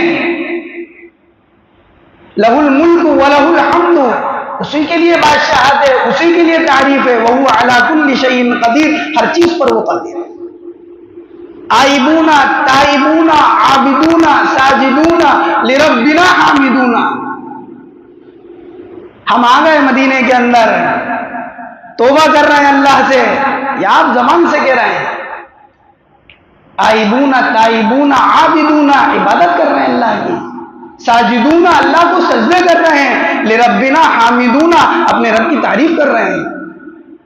صدق اللہ وعدہ، اللہ نے اپنے وعدے کو سچ کر دکھایا، وَنَصَرَ عَبْدًا، اور اللہ نے اپنے بندے کی مدد کری، وَهَزَمَ الْأَحْزَابَ وَحْدًا، اور تمام دشمنوں کو اللہ نے تنہا شکست دے دی۔ گزر گیا وہ زمانہ کہ جس زمانے میں مکہ سے اللہ کے نبی علیہ الصلوۃ والسلام آئے تھے اور آنکھوں سے آنسو گر رہے تھے، آپ فرما رہے تھے، بیت اللہ تو بھی مجھے معظم ہے اور یہ مکہ شہر تو بھی مجھے معظم ہے، اگر میری قوم نہیں نکلتی تو کبھی نہیں نکلتا یہاں سے۔ کیا آج وہ زمانہ آ گیا کہ مکہ بھی فتح ہو گیا اور حج سے واپس آ رہے ہیں اور زبان پر یہ الفاظ ہیں، صدق اللہ وعدہ، اللہ نے جو وعدہ کیا تھا، اذا جاء نصر اللہ والفتح، اللہ کی مدد بھی آئے گی اور فتح بھی آئے گی، ورأیت الناس يدخلون فی دین اللہ افواجا، محمد صلی اللہ علیہ وسلم آپ دیکھیں گے ابتدا میں آپ کے ساتھ کچھ لوگ ہیں، پھر یہ دھیرے دھیرے بڑھتے بڑھتے 40 ہو گئے، پھر آپ دیکھیں گے یہ بڑھتے بڑھتے حبشہ چلے گئے، پھر آپ دیکھیں گے یہ حبشہ سے مدینے چلے گئے، نبی جی آپ بھی مدینے چلے گئے، آپ کے صحابہ بھی مدینے چلے گئے، لیکن یہی معاملہ نہیں ہوا، بلکہ پھر احد کا معاملہ بھی ہوا اور پھر بدر کا بھی معاملہ ہوا، خندق کا بھی معاملہ ہوا، خیبر کا بھی معاملہ ہوا، حدیبیہ کا بھی معاملہ ہوا، حتیٰ کہ ہم نے مکہ فتح کر دیا۔ اذا جاء نصر اللہ والفتح، مدد بھی آئے گی اللہ کی اور فتح بھی آئے گی، ورأیت الناس يدخلون فی دین اللہ افواجا، محمد صلی اللہ علیہ وسلم آپ دیکھیں گے، آپ اکیلے کھڑے ہوئے تھے، آج 1,24,000 آپ کے ساتھ، کہ لوگ دین میں جوک در جوک داخل ہوں گے، فوج کی فوج داخل ہوں گے، وفود کے وفود داخل ہوں گے۔ اور ایسا ہی ہوا کہ مکہ سے 2 شخص ہیں، ابو بکر اور اللہ کے نبی، اور حجۃ الوداع پر 1,24,000 سال چند وقت کے اندر۔ یہ کیوں کہ دین کی محنت کی یہ شان ہے کہ جب بھی اللہ کے دین کی محنت کی جائے گی اس کے نتیجے ضرور بھی ضرور برآمد ہوتے ہیں۔ جب بھی اللہ کے دین کی محنت جہاں کہیں بھی ہوگی، اللہ کا دین پھلے گا اور پھلے گا۔ آپ علیہ الصلوۃ والسلام نے مکہ میں محنت کی، مدینے میں محنت کی، اس کا نتیجہ یہ کہ آپ علیہ الصلوۃ والسلام کے ساتھ 1,24,000 ہیں، اور آپ کی عاجزی کا یہ عالم ہے۔ آپ یہ کہہ رہے ہیں اللہ رب العزت نے اپنے وعدے کو سچ کر دیا، اپنا کہیں نام نہیں، یہ نہیں کہا میں نے ایسا کر دیا، میں نہیں ہوتا تو کیسے ہوتا، میں نہیں تو کیا ہے، نہیں، صدق اللہ وعدہ، اللہ نے اپنے وعدے کو سچ کیا ہے، وَنَصَرَ عَبْدًا، اللہ نے اپنے بندے کی مدد کی ہے، وَهَزَمَ الْأَحْزَابَ وَحْدًا، اللہ نے تمام دشمنوں کو تنہ شکست دی، میں نے نہیں دی، اللہ نے۔ اسی سے متعلق انشاءاللہ پھر بات